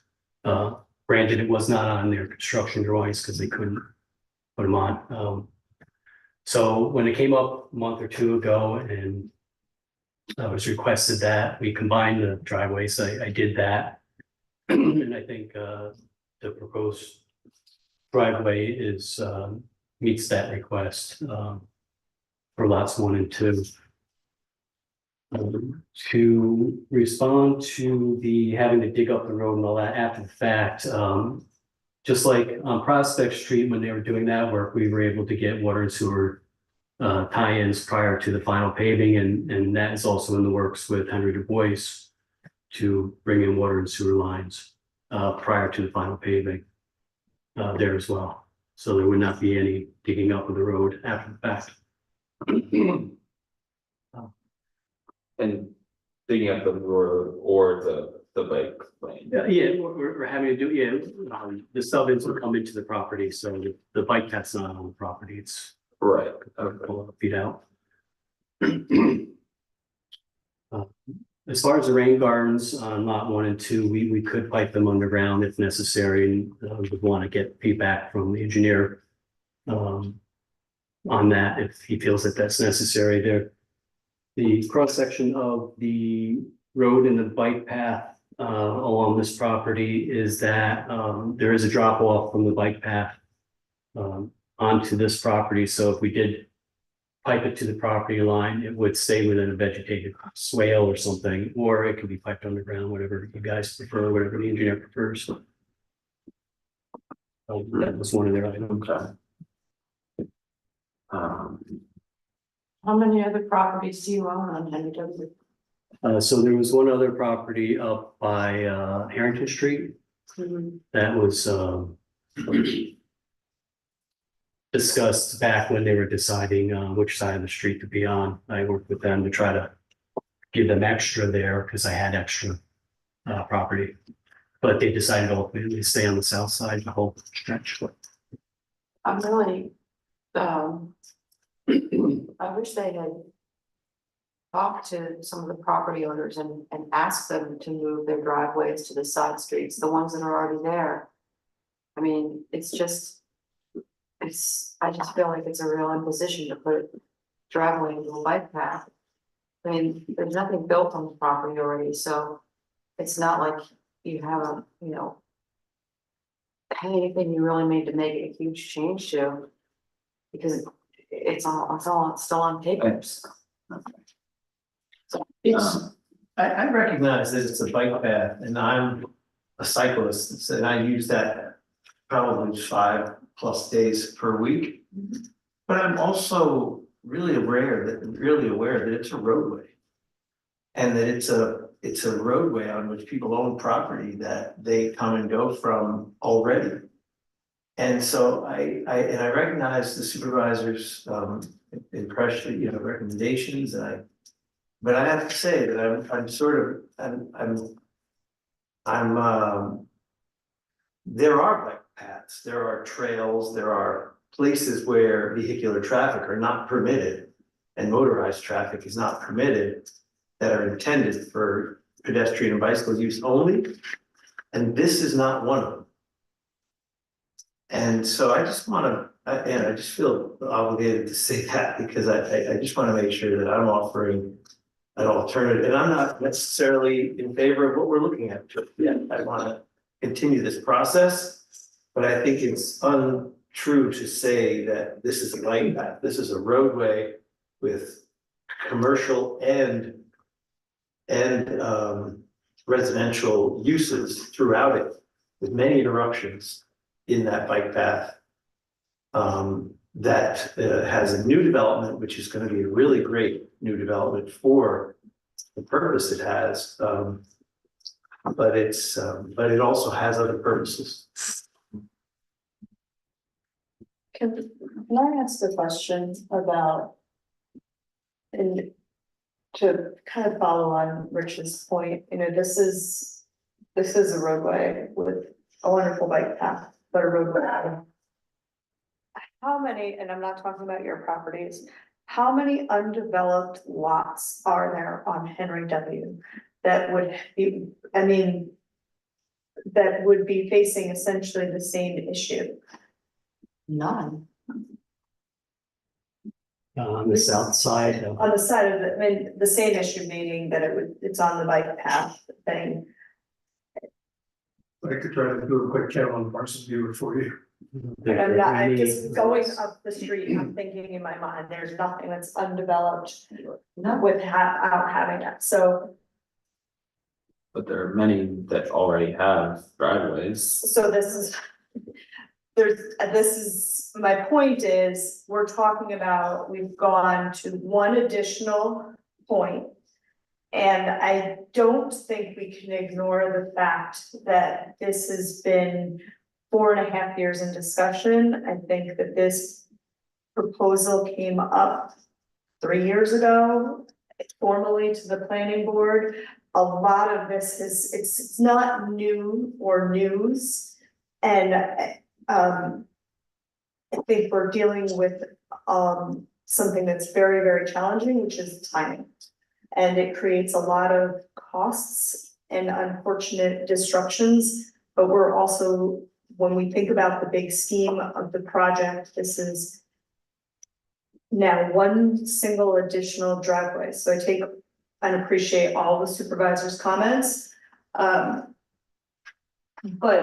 it is not a unique aspect.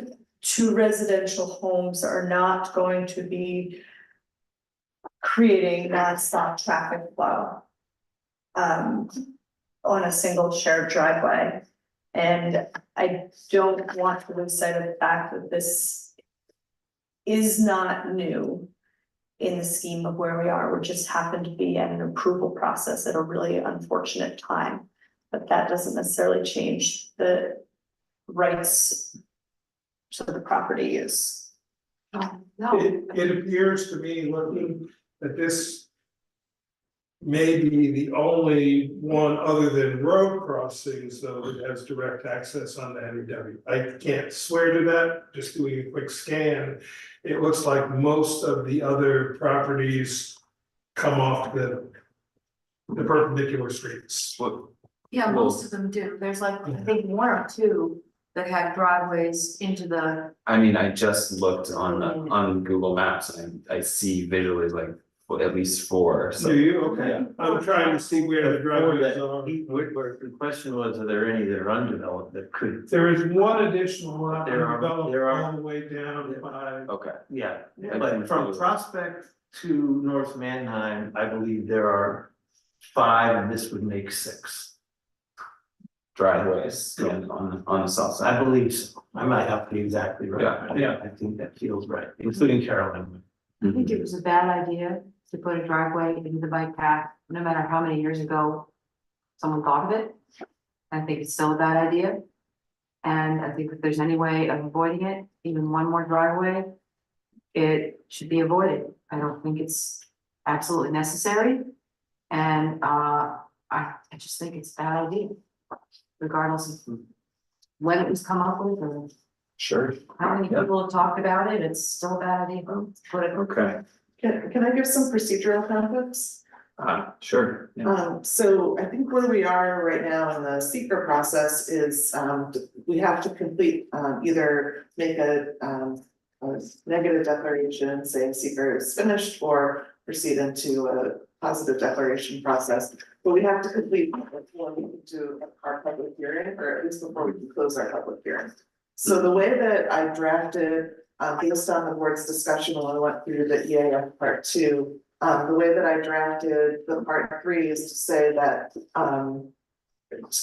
well, it addresses a few issues, but as to the bike lane, to say, and this is up to the board, it's just my drafting, that, that the addition of the driveways does not constitute a significant adverse environmental impact, but that's not to say that the board can't still consider that in its subdivision approval based on its subdivision authority. So that would, if you decide to go that route, it would allow you to get past the secret process and open the public hearing and then see what the public thinks.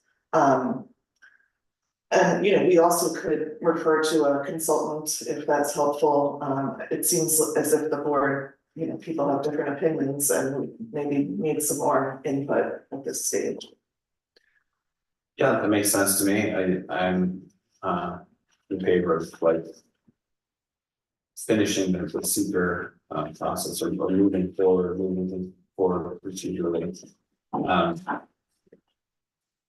So maybe at this time we should review the EAF part 3 and make our determination. So the one have that. It's stapled with the part two, which is on top. Well, I think we can find out. No, we have another applicant after this. So first of all, what's the impact on the land? For new dwelling units, approximately half the total area of the parcel will be disturbed. Though this represents a change in the use of the land, it does not constitute a significant adverse environmental impact. Agree with that. And then this is the section impact on transportation that Emily was just discussing. So the bicycle lane currently installed, subdivision as proposed would include an installation of 2 driveways or One or two. one or 2 driveways crossing the bicycle lane. And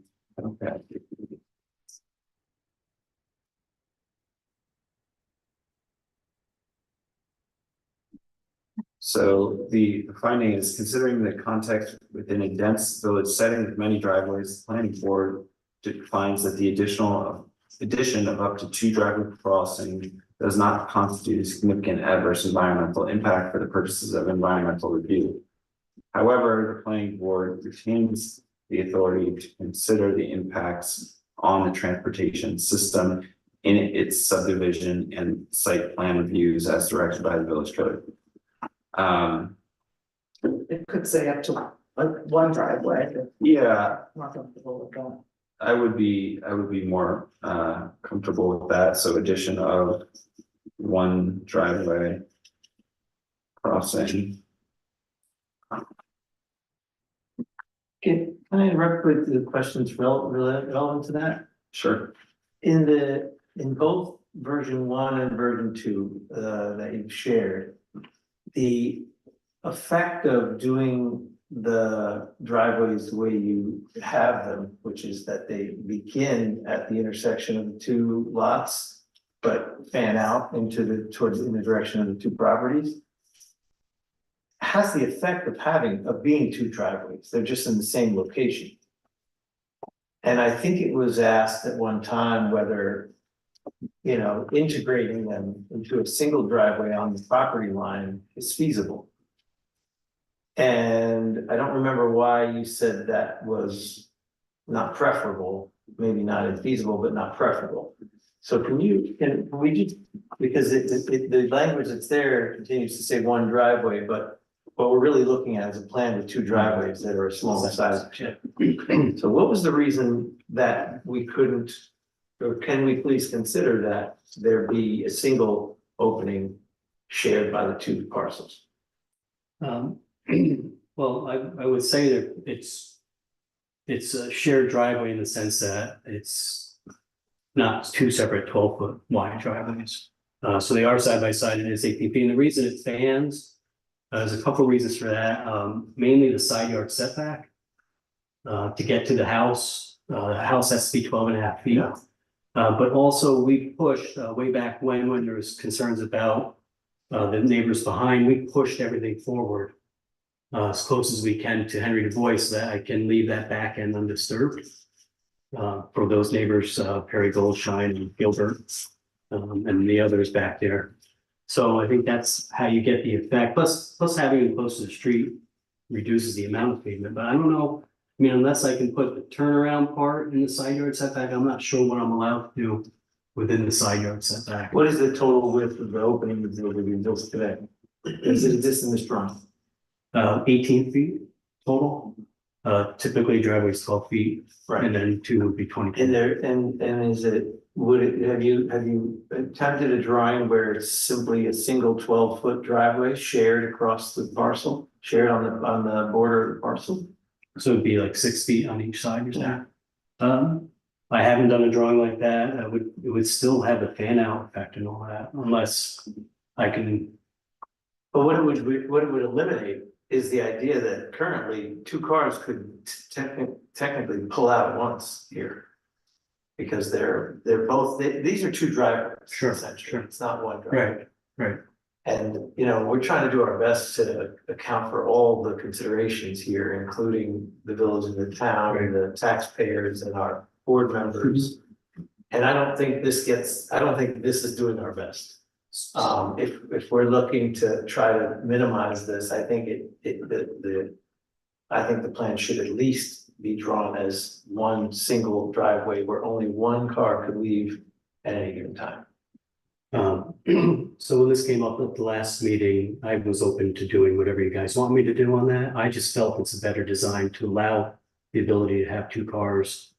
In that one may not have to wait while the other goes in or out. I did mention that to the town building inspector when I visited him. He seemed to be favorable. None of that's discussed in their letter. But again, I'm open if you think it needs to be 12-foot wide. I'm open to that. I just think personally, I think this is a better design, but I'm open to change it to how he feels the best for the village. The other idea to consider is that the driveway be on one property and instead of the Y, just continues. And then makes a cut to the other property. Yeah, you'd have to drop the houses back. Some number of feet, but I mean, you've left your neighbors a lot of feet, so. The rear setback is. Yeah, I mean, if you think 12 feet's better, I mean, I'm totally open to that. It's not only the 12 feet, it's that that would mean 1 car comes and arrives at once. And I think the unusual circumstance where 2 cars are waiting for each other to pull in or pull out would be quite rare. And I'm thinking about how often my neighbors and I come home at the same time, maybe never. So, but what it does do is makes this a 1 driveway interruption, not what it is now, which is a 2 driveway interruption. I would be in favor of that 12 feet. Yeah, I think I also would prefer that. Would be, I think it would have less impact on the trail potentially. And do you think it's okay to move the houses back to prevent it moving quickly? Yeah, Again, the reasoning there was to provide more buffer. I think that's fine. That's between you and the people you made that agreement with. No, I didn't make an agreement with anyone. It was just me trying to appease concerns that I thought were reasonable, and I thought that was reasonable. And it serves in that it makes less driveway, it makes the houses closer to the street, which is more of a village character anyway, so. Again, I said it last time, 12 feet is, I think, you can't have 2 cars past the 12 feet. I would like it to share both sides, so it's not one on the others or one on the other, it's kind of both sharing the middle of the lot. Or the lot line between them. And these are gonna get built 1-on-1. Right, so that there's a continual construction activity. Right there.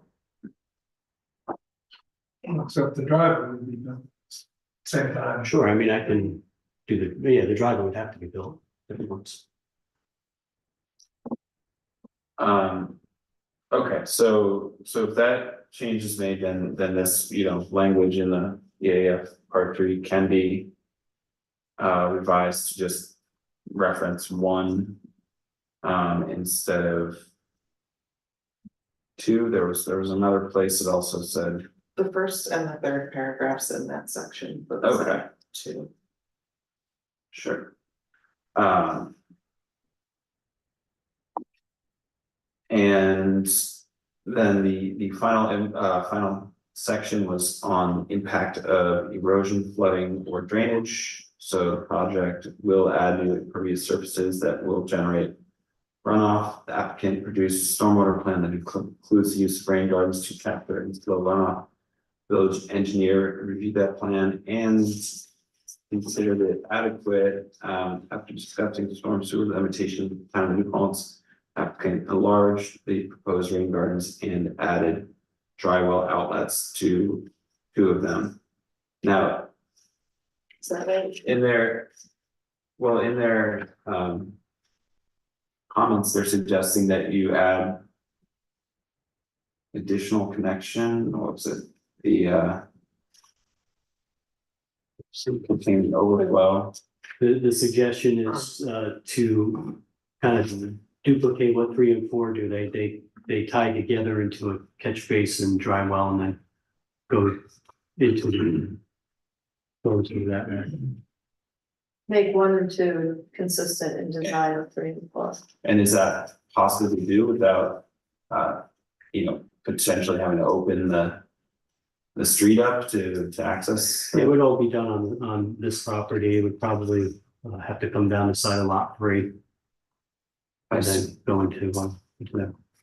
So the dry well will let more of the water soak into the ground, right, versus going.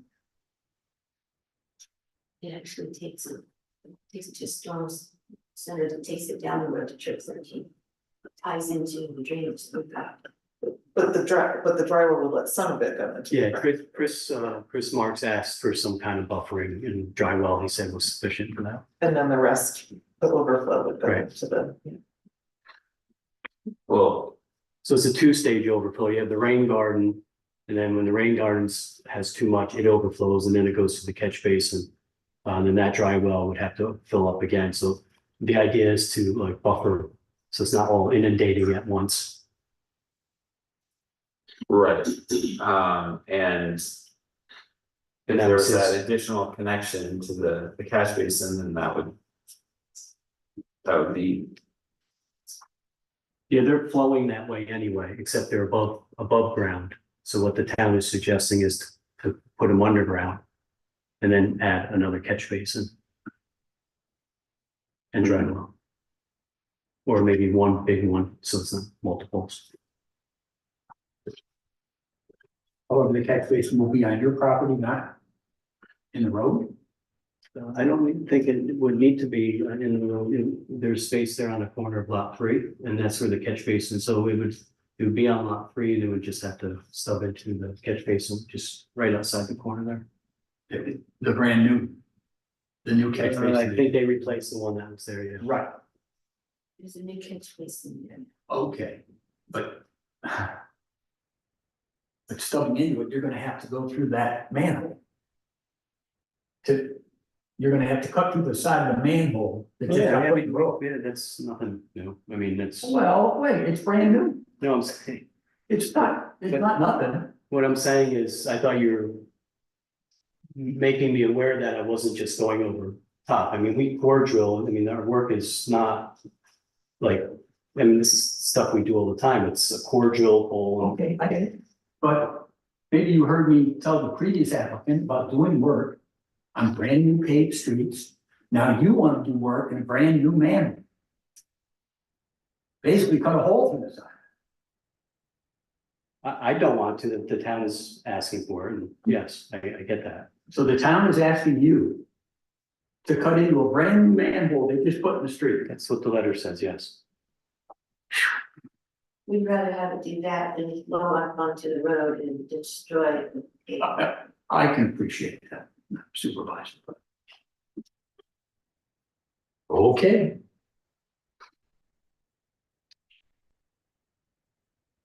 Well, let me ask this then, what's the town? I can only speak to you, because you're the applicant. Sure. What has the town told you about putting in a new driveway into a brand new paved bike path? How are you gonna do that? You're not gonna cut 3 feet into that new bike path to put in a new driveway. I hope. No, the only part that needs to get paved is the maintenance strip in between the bike path and the road. Okay, how wide is that? 5 feet. So you're gonna cut 5 feet into the new bike path? I'm not cutting anything. We would, there's, right now, the design calls for grass in the maintenance strip. We would have to take the grass out. No, the grass is on the other side. Drawings call for a road, shoulder, 5-foot maintenance strip, and then a 10-foot bike path. And the specs call for grass. I don't know, maybe they changed the specs, but it calls for grass in that section. The 5-foot strip is on the road. Well, maybe I'm way out of line. Is this a village road or a town? Half village, half town. Both. Does it break down the center line or is it Yes. just half? Right. Which half is ours? But This half. he's not, what he's saying, Terry, is he's not disturbing the paved bike path. What he's doing is there is a buffer between the paved bike path and the roadway that is some material, potentially grass, and he will be paving over that. He's not touching the bike path. The bike path is designed to the same standards as a commercial driveway. And we don't have to upgrade it at all. So he'll just be merging pavement on either side to the bike path, but not cutting into it. Are there any indicators planned on the bike path of when there are openings and interruptions in the path? So there's curving, there'll be like reflecting, some reflectors, some flexible reflectors on some of the curving. And then where there's not curving, there'll be guardrails. But in this particular section, the 5-foot grassy strip is on the road side of the bike. Yeah, good, that's we're agreeing on that. We're agreeing, we're also on the same thing on that. No, he's saying it's on his property side. No, he was saying it's the buffer. Right, so to get a positive, he has to. But so my question is. Are there any indicators that show an interruption, like is Caroline Way indicated in some way by a cyclist coming east or west? That they have an interruption in the bike path coming up, or it's just? It's mostly at the intersections, there's activated flashers there, I'm not sure, I can't remember what exactly. And I misspoke, there's about 3 or 4 interruptions from Prospect to North Manor, and this would either be the 4th or so. It's pretty uninterrupted. Yeah. But in looking, they're private roads, probably not shared, not driveways, but in looking on the. They're both. Yeah, they're both. Caroline Way and a couple of driveways. Okay.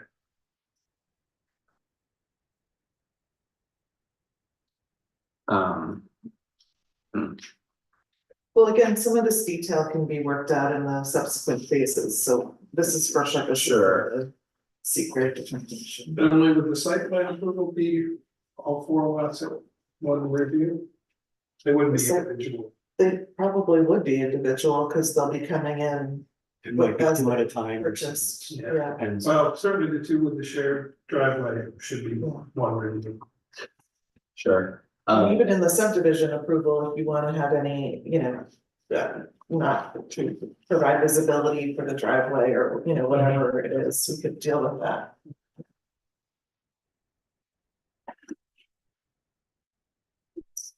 Well, just to get back to the EAF part 3 narrative, final part of the impact on erosion, flooding and draining was that in light of proposed stormwater management, the planning board finds the project will not cause a significant adverse environmental impact from stormwater.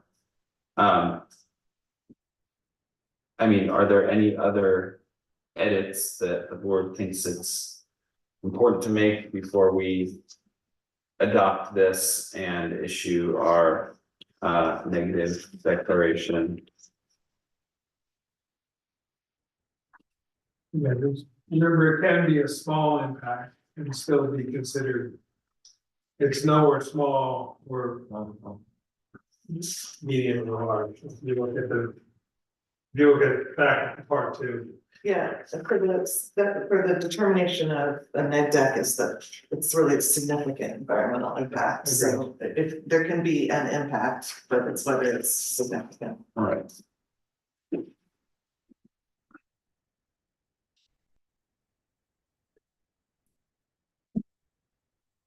Okay, if not, then, so I guess we need two motions here, just one to adopt this part 3, or just one to make the It negative? can all be one, but to adopt the part 3, issue a negative declaration and authorize you to sign on part 3. Okay. So, yeah, could I get a motion to adopt the EAF part 3 as amended? Authorizing to a negative declaration for environmental impact for this project. So move. Second, all in favor? I actually have to do a roll. Oh, yeah. Okay, Rachel? I'm sorry, was it the final, was it no environmental impact for the storm, or was it? No, it's saying it's a negative declaration, that's. Oh, no. Oh, So how do you vote? Okay. Rich? Aye. Terry? Aye. Nikki? Zach? All right. Okay. And, okay, so, Now that you have that, we could set up a public hearing if you choose. right, yeah, so I was going to suggest that, how to get a motion to schedule the public hearing for our November, is it 17th, or November 19th meeting? Second. All in favor? Aye. Aye. Can I just clarify this, because we have in our code, we have a sketch plan, then preliminary, and then final. And it authorizes the planning board to waive the preliminary when it's 4 or fewer lots and no new roads, which this is. And that So was did done any of already. that happen? Yeah, that was done Okay, already. that's what I wasn't sure Yeah. before And I got here. whoever was before Mike confirmed that. Okay. That it was done. So we're just going to final, then. Okay, thanks. So if you can get updates to us so we're setting this for the 19th, so I would need those updates by the 12th. This is November. November, yeah, if we're not, because the meeting on the 5th has been canceled. So you'll be on. I mean, just aside from the configuration of the driveway, which we discussed, and the board's in agreement, but I mean, does the board think that the changes suggested by the changes to like the drainage on lots 1 and 2 are necessary to, you know, extending that underground, connecting in with the catch basin? Do we also want to see those? Well, unless it's gonna change lot lines, at this point, you're just dealing with the subdivision. in my opinion, it would be, I'd rather see it open a wider stream, a wider catch basin, rather than channeling it. I would rather see it dammed. I would rather see. Well, I don't think there's going to be a stream there, is there an open? So There for, is. for this section of the project, off the bike path, there is a 2-foot shoulder break that's on town property that has a 16% grade drop, and then to get back onto my property, it'll go back up, so there will be a swale there. Okay. At the property line, so. It's not like it's gonna flow back onto the road. By their design, they have a 2-foot slope away from the bike path. So that would sort of allow that water to run along the lot line. And As it eventually is go going into the catch basin. stormwater, Right. okay.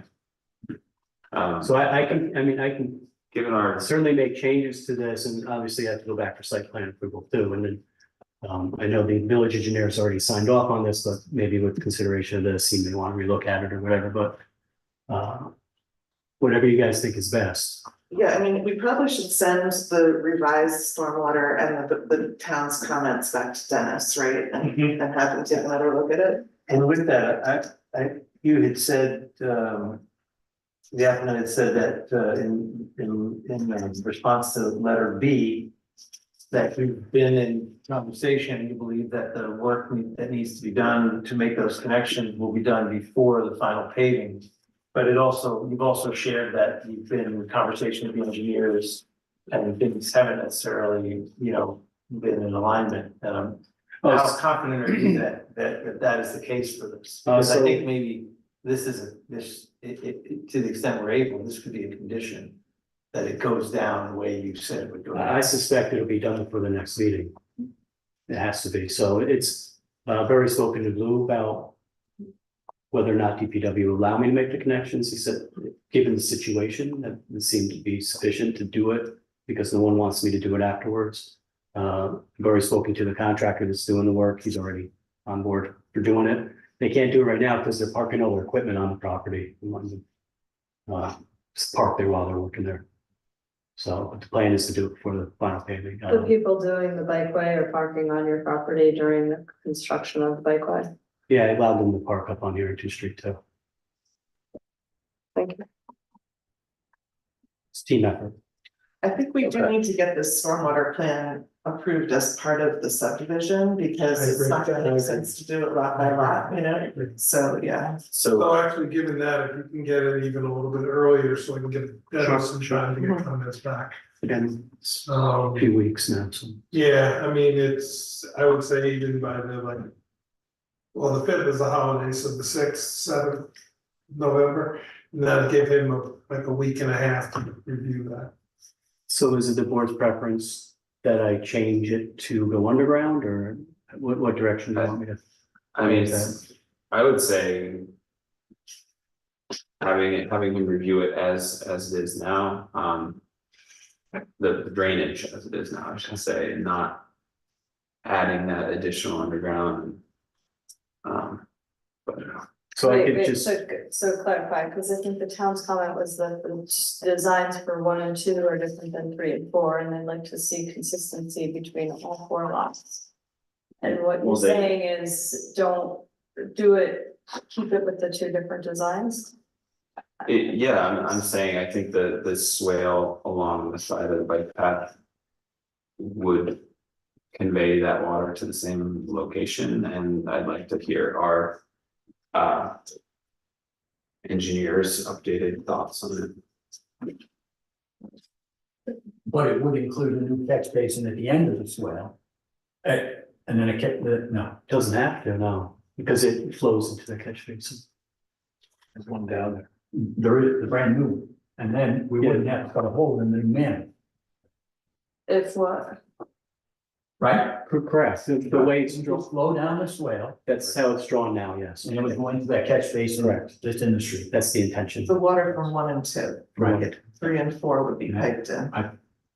I agree with that. But let's have Dennis take a look at it, make sure it'll work. So what I'll do is I'll just change the driveway for now, and I can probably do that pretty quickly and get it to them pretty quickly. Okay, thank you very much. Thank you. We'll see you next month.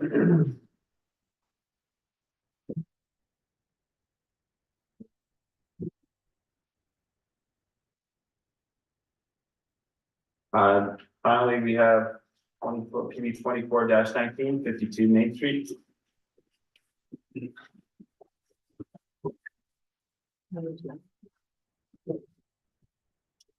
That the building department had given me a copy of the Recommendations. plans that were approved with the reconstruction, because this project is not, is basically just, not basically, it's just a change of use as opposed to construction, Sure. so, Change of use. yeah. Are we gonna be voting on things?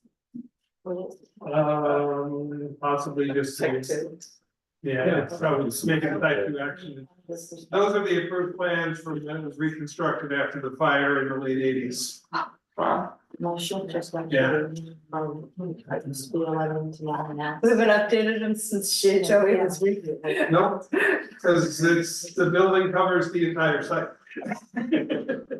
There's nothing else to do. And we're fine, we have 4 members.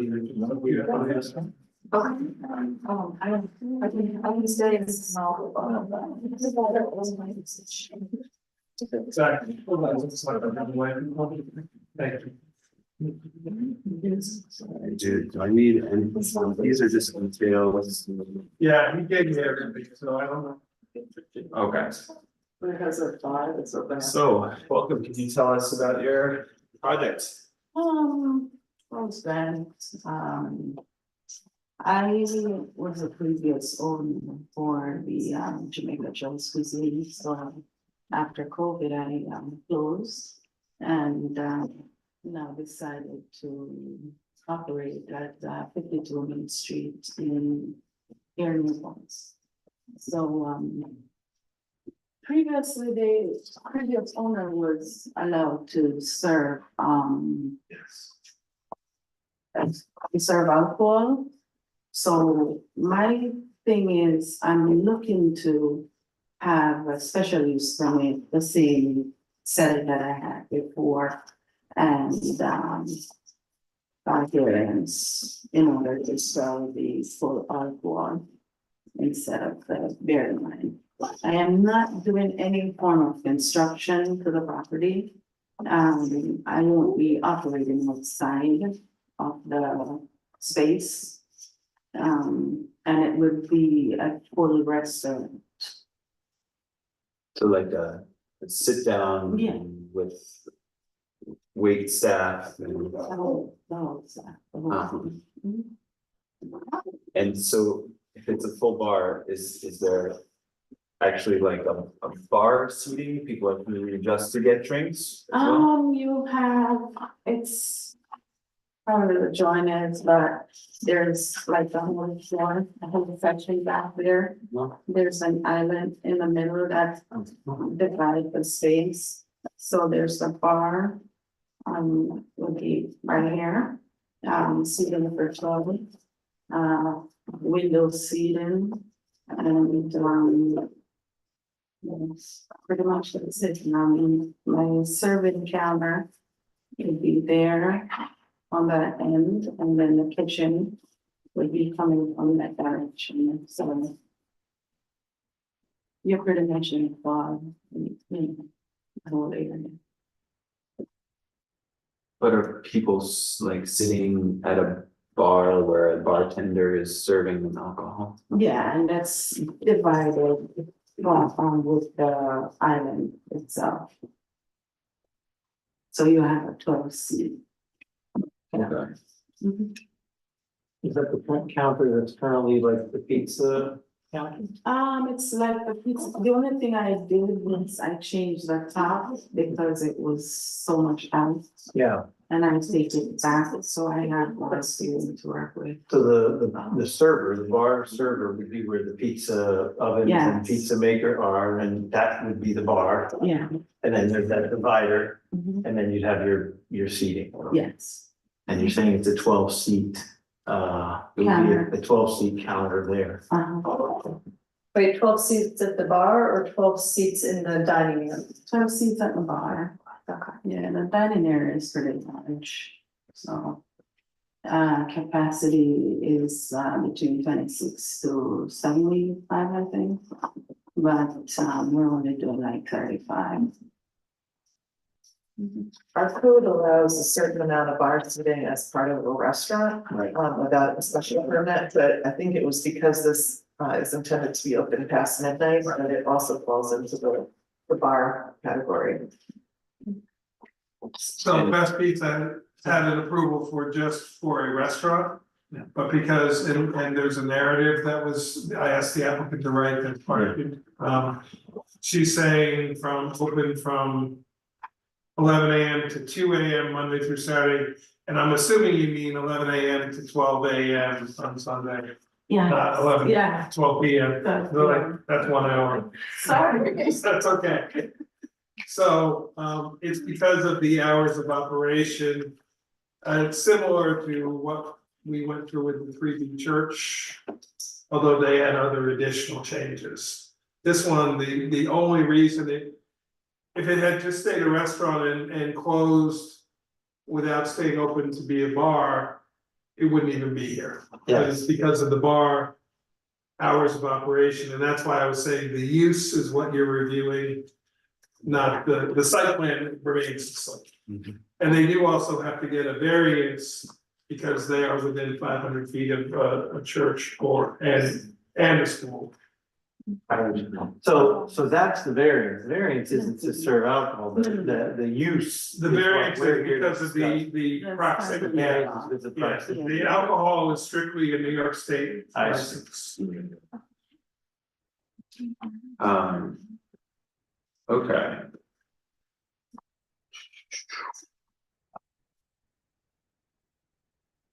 Well, I think we can take a few steps tonight, at least can I get a motion to classify this as type 2 under seeker? So move. Second, Second. all in favor? Aye.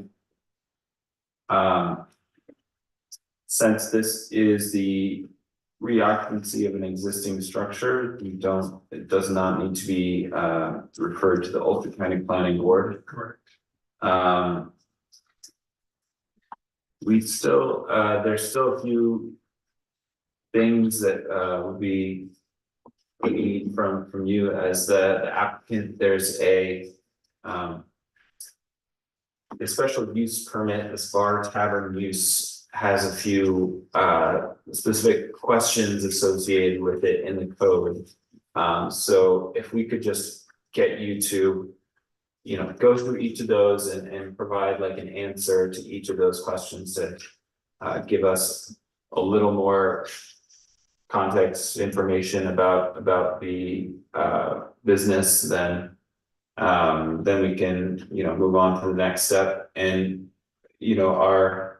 our director of planning here can email you that specific section in the code, or, that list of questions that you can use to send us that.